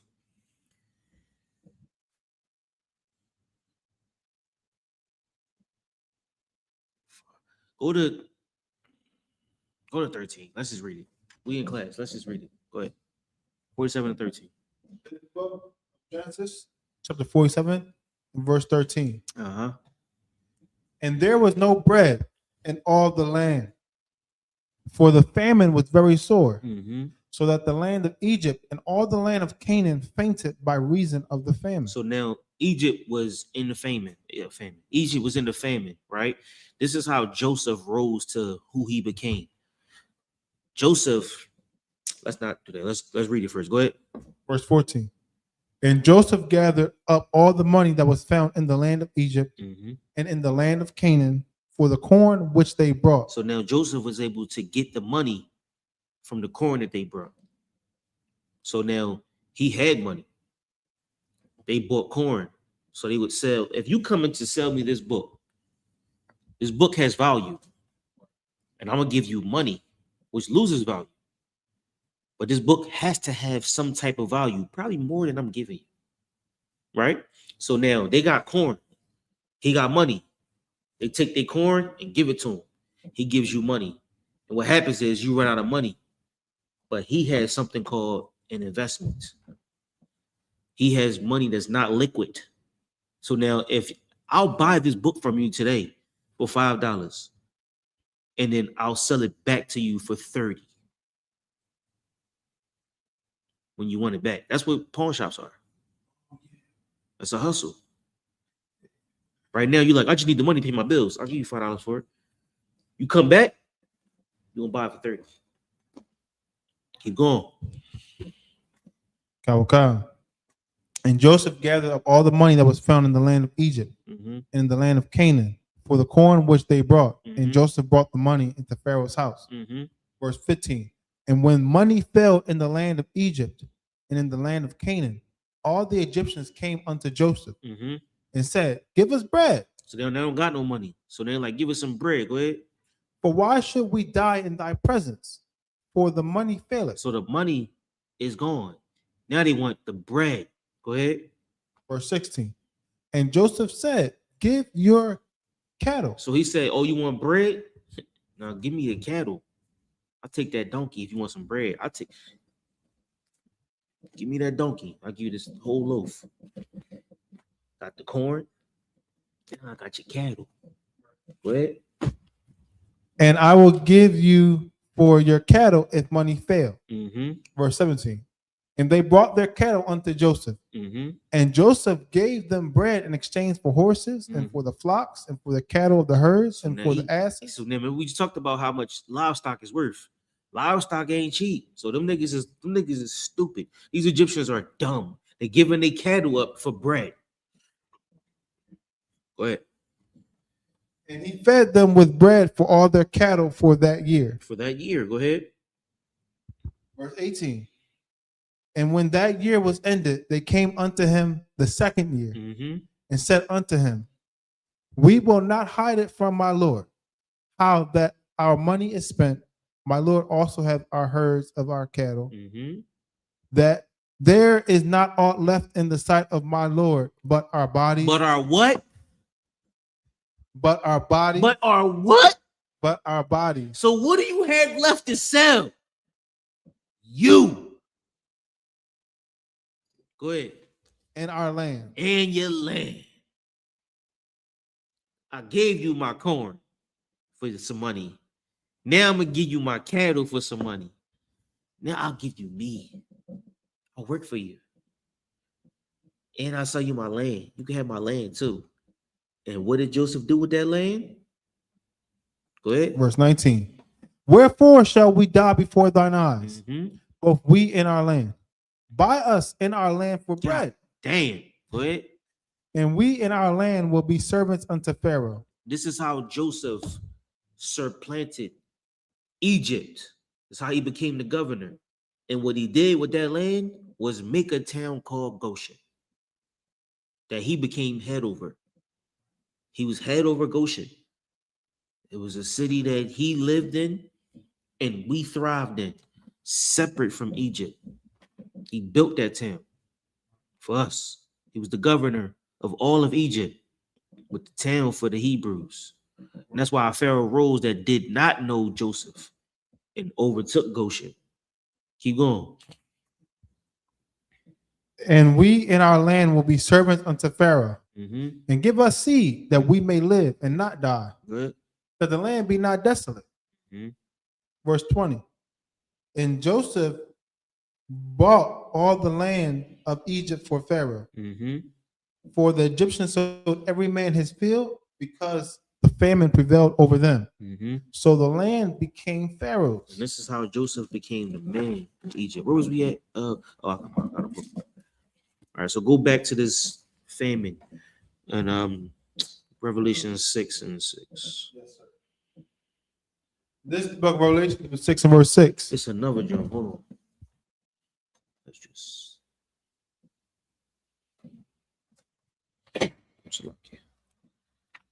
you can read it. Oh, yes, sir. And I heard a voice in the midst of the four beasts say, a measure of wheat for a penny, and 3 measures of barley for a penny. And see thou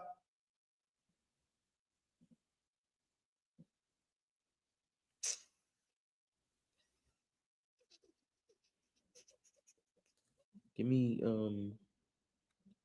2nd Ezra 6 and 18.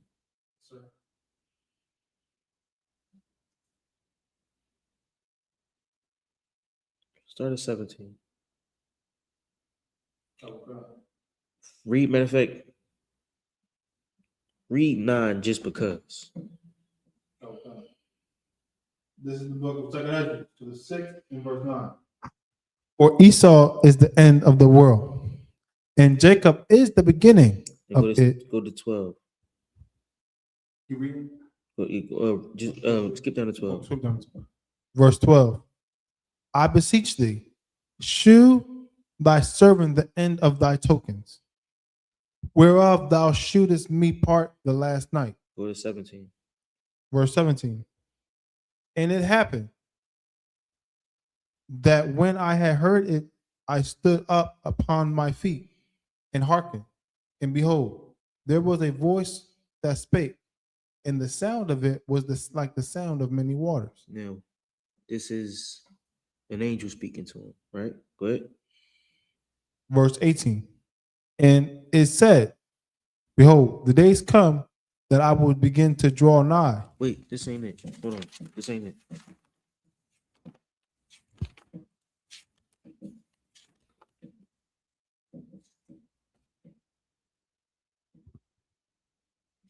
(16, 18). Yes, sir. Go to 16 and 18. Yes, sir. Now, this is the book of Revelation, chapter 16 and verse 18. Mm-hmm. Like as an arrow which is shot at a mighty.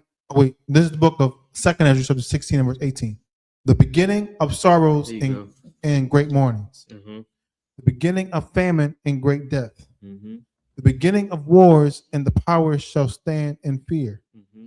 The beginning of evils, which shall I do when these evils shall come. Mm-hmm. Verse 19.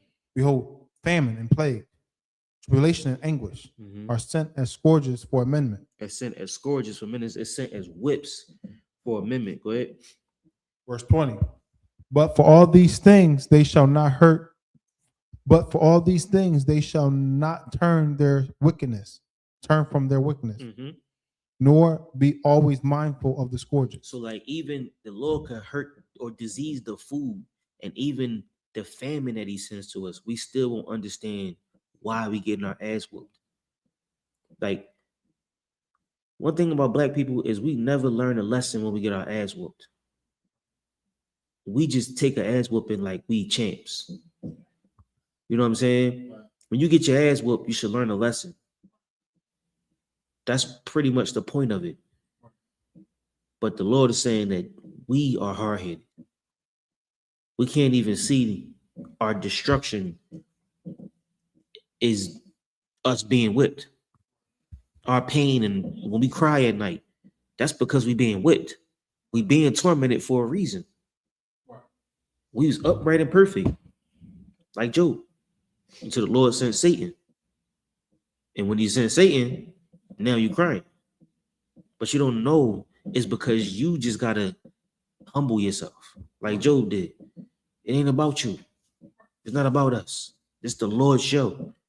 And when you find out that it ain't about you being a superstar and you just a nigga that's on the Lord's roster, you just a 32nd string on the Lord's roster, then you'll understand what their game is. You'll understand who the stars are. And once you understand that, you'll fall in line. It ain't about you. That's why you're being tried. That's why we being tried. Keep going to the Esdras. It's a lot I'm bouncing around. I really want to get to what I'm trying to get to, but all of this ties together. Go ahead. Yes, sir. Verse 21.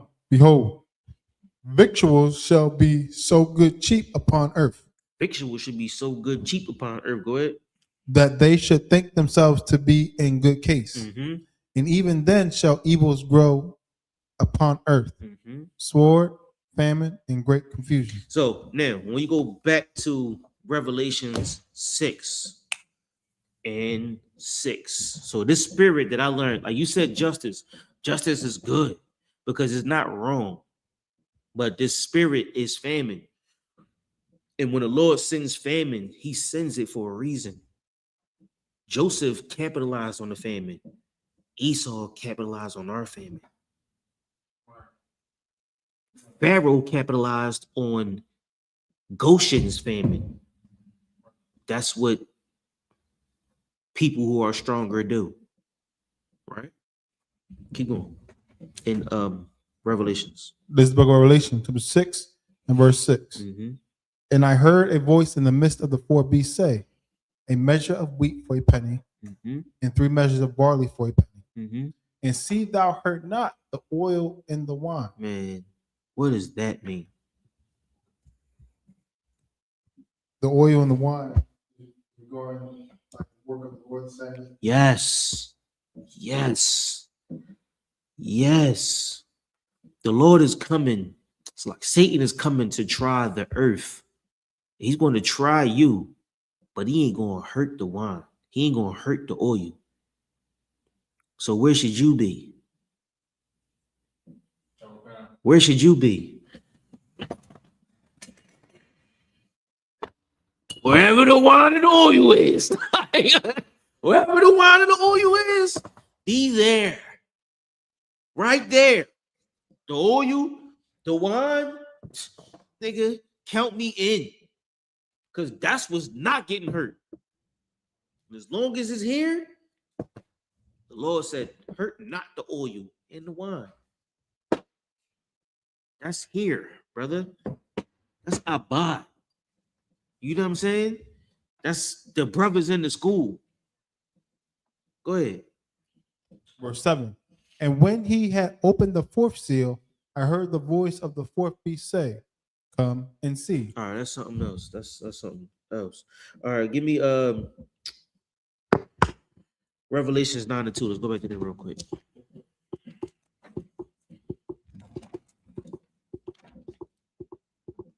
This book of Revelation, 9 and verse 2. And he opened the bottomless pit, and there arose a smoke out of the pit, as the smoke of a great furnace. And the sun and the air were darkened by reason of the smoke of the pit. Verse 3. And there came out of the smoke locusts upon the earth. And unto them was given power, as the scorpions of the earth have power. Verse 4. And it was commanded them that they should not hurt the grass of the earth. Don't hurt the grass of the earth. Go ahead. Neither any green thing. Not any green thing. Go ahead. Neither any tree. Neither any tree. Go ahead. But only those men which had not the seal of God in their forehead. Which means what? Don't hurt the grass, the green trees, the green grass and the green trees, but hurt those that don't have this seal of the Lord in their head. Meaning what?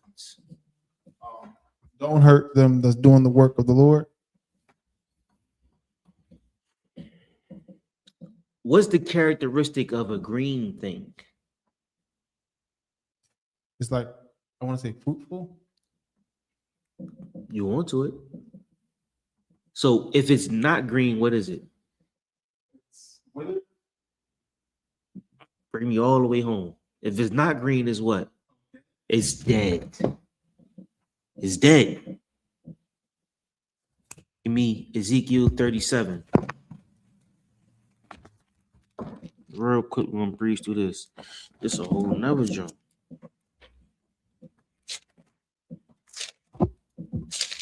Is it 37? Is that what I want? It's 37. It should be started at. Yeah, started at 37 and 1. Yes, sir. This book of Ezekiel, chapter 37 and verse 1. The hand of the Lord was upon me, and carried me out in the spirit of the Lord, and set me down in the midst of the valley which was full of bones. Verse 2. And caused me full of what? Full of bones. You go ahead. Verse 2. What's the bones? Us. People. Go ahead. Verse 2. And caused me to pass by them round about. And behold, there were very many in the open valley. There's a lot of bones. Go ahead. And lo, they were very dry. Meaning what? They very dry. They've been dead for a long time. They're dead inside. They're very dead. Remember, Christ said he's the water. When you drink this water, you'll never be thirsty again. He's the water that quickeneth or makes alive. These brothers don't got that water. These bones are dead. Go ahead. Verse 3. And he said unto me, Son of man, can these bones live? So now the angel like, yo, can you think they can live? You think they can be something? Go ahead. And I answered, O Lord God, thou knowest. He said, only you know. I don't know. You know. I don't know. Like, you, how you asking me? I don't know. You know. Can they live? Why you asking me? Go ahead. Verse 4. Again he said unto me, prophesy unto these bones. He said, prophesy unto these bones, meaning what? Speak to them, teach them, heal them, make them grow, give them the words of the Lord, bring them to class, feed them, protect them, clothe them, check them, give them everything that they need to be better. Prophesy to them. Go ahead. And say unto them, O ye dry bones, hear the word of the Lord. O ye dry bones, O ye people of Israel, men of Israel, O ye brother that's been tormented by Satan for 30 plus years. O ye sister that's been tormented by Satan for 40 plus years. Hear the words of the Lord. Go ahead.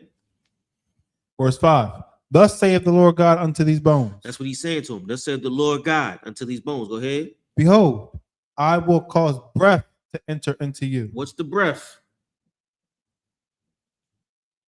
Good. The words of the Lord. Yes. The same breath that entered into Adam.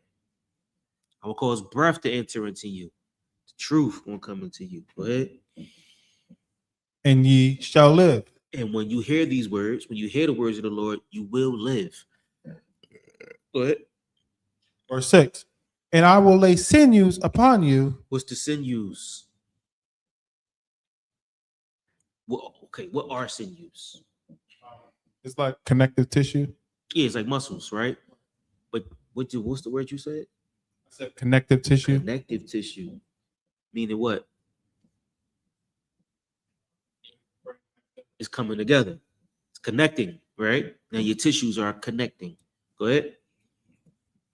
And I will lay sinews upon you, and I will bring up flesh upon you, and cover you with skin. Yeah. You said the tissues is connecting. You coming together, right? That's us coming together as a people. And then you're going to lay flesh upon the skin. Did you say flesh upon the skin? And will bring up flesh upon you. And flesh upon you. Go ahead. And cover you with skin. What's the skin? Cover you with skin. What's cover you with skin?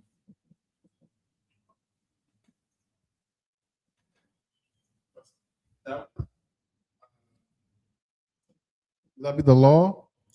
Okay, yes. You're going to put a headpiece on. You're going to put a shield on. Right? You're going to start to look like Israel. You're going to start to look like a man of the Lord. Right? You're going to start connecting. You're going to start getting your muscle back. And then once you get your muscle back, you're going to start to look better, look healthier. Cover you with skin. Go ahead. And put breath in you, and ye shall live. And the Lord will put breath in you. You're going to live with. And ye shall know that I am the Lord. Verse 7. So I prophesied as I was commanded.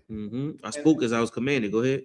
And as I prophesied, there was a noise. There was a what? A noise. Oh, go ahead. And behold, a shaking. And the bones came together, bone to his bone. That's the brothers waking up. It's the earth waking up. That's the Lord moving on the earth. No different than your first day when the Lord said, let there be light. And that let there be light came on, and it was shaking in Israel. Nigga just started shaking. He couldn't stay away from the truth. Right? Everything good? I was just checking. Oh, wow. Huh? I was checking the comments because it flashed on the screen, but it was okay. Go ahead. And when I beheld, and when I beheld, lo, the sinews and the flesh came upon them. Now, also, mind you, this shaking ain't gonna just be you gonna go through something coming into the truth. It's not easy. You literally go through a war with yourself. Am I lying? I'm sure as a trooper, you had tons of issues. As a trooper, I had a ton of issues. We could talk about trooper stories alone forever in Israel. Just being a trooper and coming to the truth. the problems that you face is problems you've never seen before. That's the shaking. That's the war that's going on between you and your body. Now, if everybody's coming into the truth, undoubtedly we're going to war with somebody. You're going to go to war with them angels of Esau, right? It's going to be a shaking. The dry bones going to come alive, and somebody's going to be pissed. Somebody's going to have a problem with it. Like, yo, who is this nigga on the corner shaking the hand? Who is this nigga on the corner with this vest on, with this garment? No, hell no. That's how I buy. You never heard of I.S.U.P.K? It's don't fuck with I.S.U.P.K. You know what I'm saying? It's going to be an uproar. It's going to be a problem, whether internally or externally. Go ahead. Where we at? We in Revelations or Ezekiel? We're in Ezekiel, sir. Go ahead.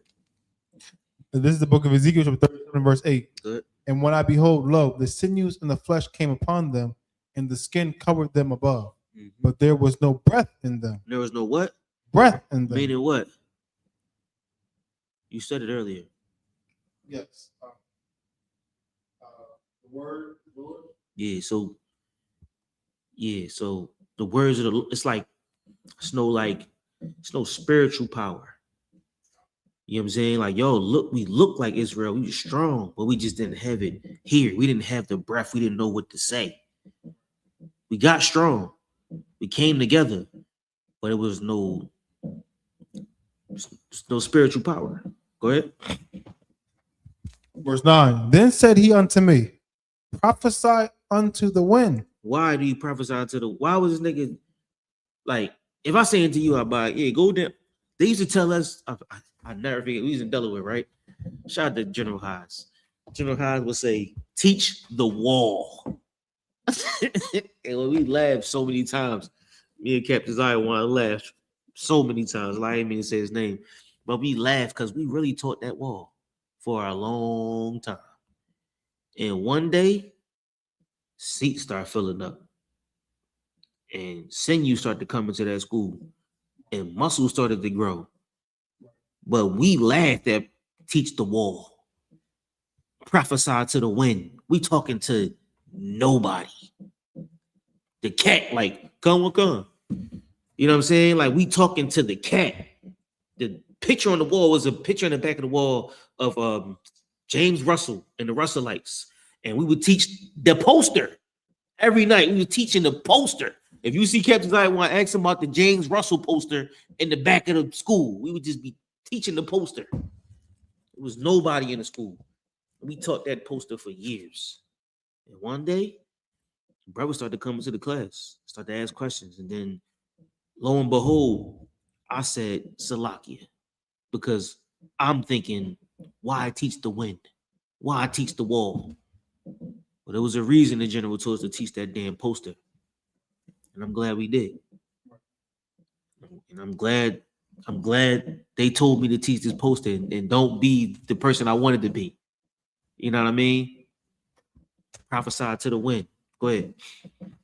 Prophesy, son of man, and say to the wind, thus saith the Lord God, come from the four winds, O breath, and breathe upon these slain, that they may live. And that's the point, man. We can't understand the Most High. We can't understand the men above us. Like, that's why I said earlier, we were a reflection of the men that we learned from, because they've been doing this for years. You know what I'm saying? They've seen things we haven't seen. We can't understand what they know. The general had probably spoke to many walls, prophesied to many cities, into the wind. And then in comes the Passover of Passovers, when there's way more brothers than they could count. We ran out of lamb one year. I ain't never seen that happen. Most High in Christ. We ran out of unleavened bread. Most High in Christ. We never seen that happen. That is a beautiful thing. That's from you prophesying into the wind. That's what that's from. We don't know what the Lord got going on. We can't understand the Lord. You just say prophesy to the wind. Teach these dry bones. Go ahead. Verse 10. So I prophesied as he commanded me. So he did what? So I prophesied as he commanded me. Which is what? Prophesied to the wind. Yeah, but To you, it might sound dumb. Or to me, it sounds dumb. To us, it sounds dumb. Talk to the wall. But what did we say? Come on, come. Come on, one come. Go prophesy to the wind. Come on, come, sir. He's the poster on the wall. Come on, come, sir. And we did it. We stayed diligent, disciplined, focused, because we can't see what they see. Go ahead. And the breath came into them, and they lived. Breath came into them, and they lived. Oh my God. Most High Christ. Go ahead. And stood upon their feet. And they was on their feet. And next thing you know, he was like, well, damn. Go ahead. An exceedingly great army. They was ready to serve the Most High. And all we had to do was stay disciplined. All we had to do was stay diligent. We just prophesied into the goddamn wind, to the poster. And the school grew. The Lord sent men. They came here into the truth. Keep going. Verse 11. Then he said unto me, Son of man, these bones are the whole house of Israel. Go ahead. These bones or these brothers are the house of Israel. Go ahead. Behold, they say our bones are dry, and our hope is lost. We are cut off for our parts. They say we are destroyed. Go ahead. Verse 12. Therefore prophesy, say unto them, Thus saith the Lord God, Behold, O my people, I will open your graves and cause you to come up out of your graves. Why were they in graves? They were the grass that was dead. They were the grass that was not green. The Lord opened that grave. And just like flowers come back in the spring or trees come back in the spring, they started to grow green. Go ahead. And bring you into the land of Israel. And you start fighting, you start running, you start walking, start to be a soldier. Go ahead. Verse 13. And ye shall know that I am the Lord when I have opened your graves, O my people, and brought you up out of your graves. Go ahead. Verse 14. And ye shall and shall put my spirit in you, and ye shall live, and I shall place you in your own land. Then shall ye know that I, the Lord, have spoken it and performed it, saith the Lord. Okay.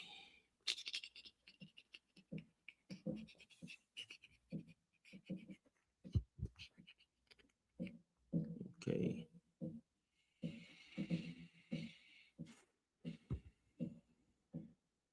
We're going to end it there. We're going to end it there. All right. I pray you understand the point. The point of this is, in so many words, we've been sent a tempter. We've been sent a physical representation of this angel of war, right? This angel that came down and gave us a star that was just as powerful as you are, right? On the left-hand side, because he got enough power to make you sell stones. He got enough power to make you eat lobster and crab and shrimp. He got enough power to make you worship idols. He got enough power to make you leave the school.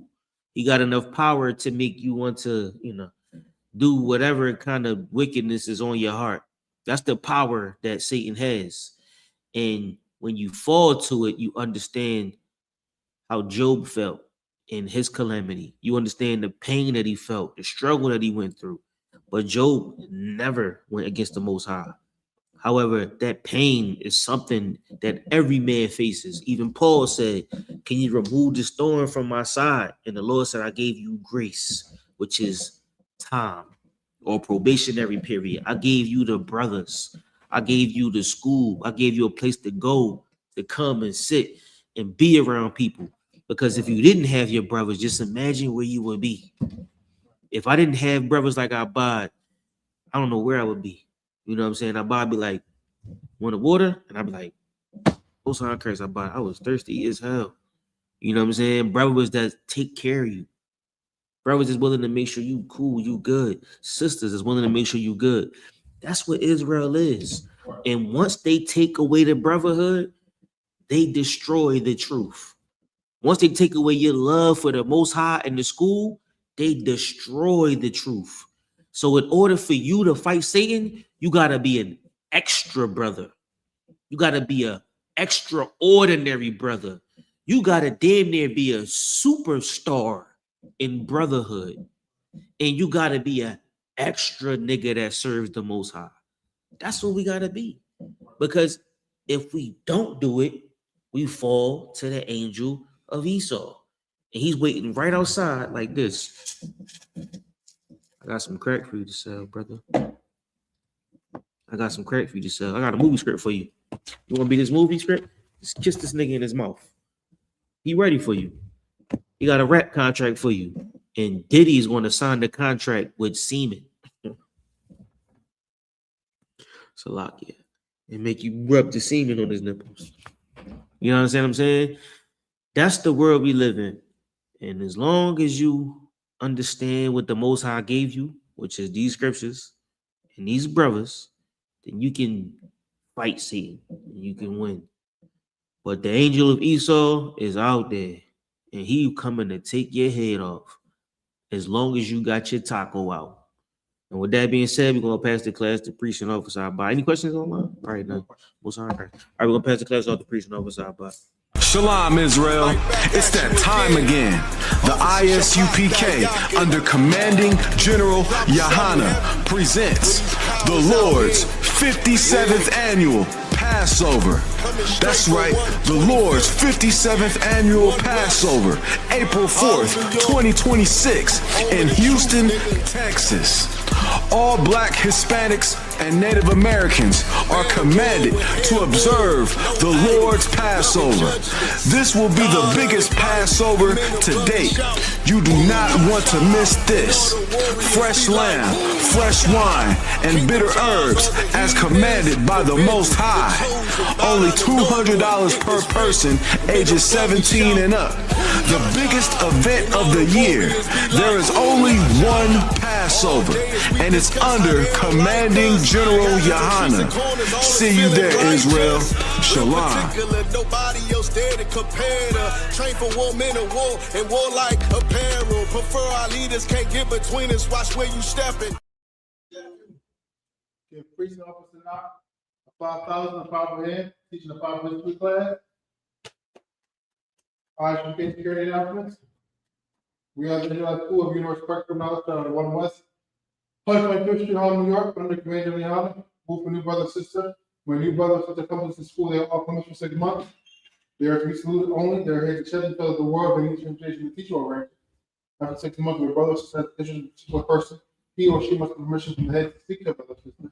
There's another 6 months once the brother and sister will court each other. After this month period, the brother and sister will get permission from the head to marry. Top.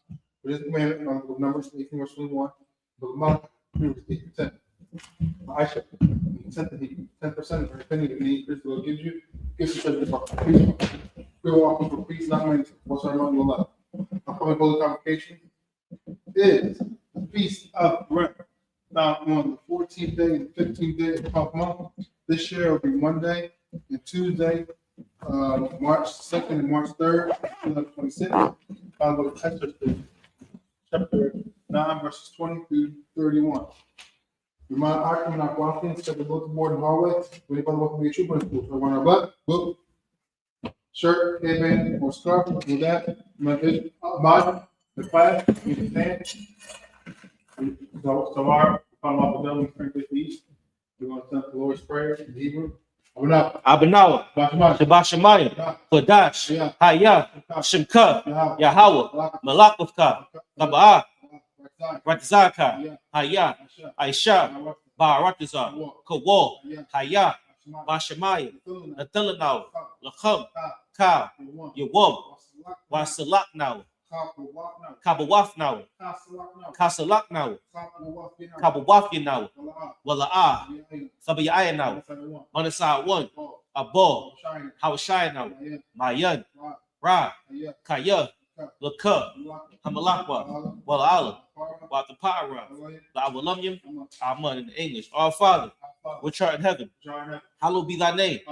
Yahweh, Thy kingdom come. Thy will be done in earth as it is in heaven. Give us this day our daily bread, and forgive us our debts as we forgive our debtors. And lead us not into temptation, but deliver us from evil. For thine is the kingdom, and the power, and the glory forever. So be it. Yahweh Hashem Yahweh Shah, Baba Kasha, Nadalanawa, Haka, Haka, La Pa, Kamakala, Kamalawa, Haka, La Tahal, Hamatazaraya, Haka, La Hakmiya, Hamafia, Haka, Arakawa, Hatamala, Garashan, Hashem Yahweh Shah, what I'm in English, Yahweh.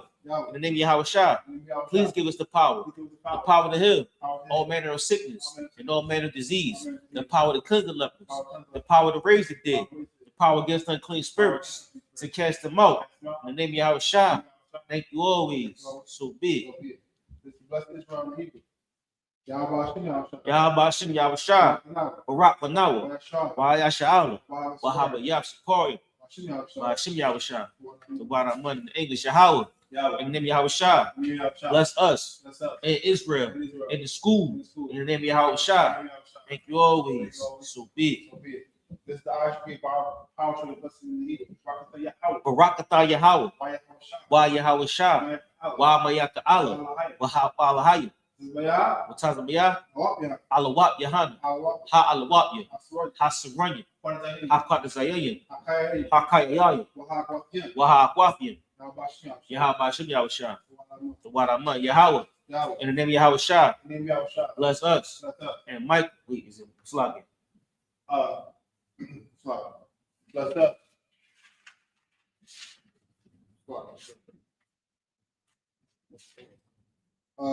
In the name of Yahweh Shah. And Mike, bless you, Yahweh, and Yahweh Shah, and Mike. Yeah, bless you, Yahweh Shah. Slogging. Let me see. Yes, sir. Bless you, Yahweh Shah. And Yahweh Shah. Bless you, Yahweh Shah. And Michael. And the angels. Command the journey Yahweh.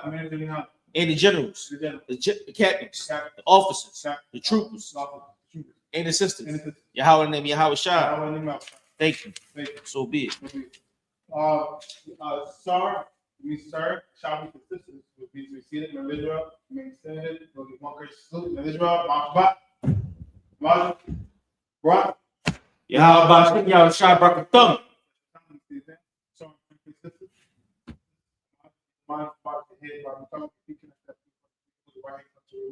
We salute you, salute back, Israel. We'll get the system of great salute, Israel, Rock. Yahweh Shemar Thug Hashem Yahweh Shah. You see it there?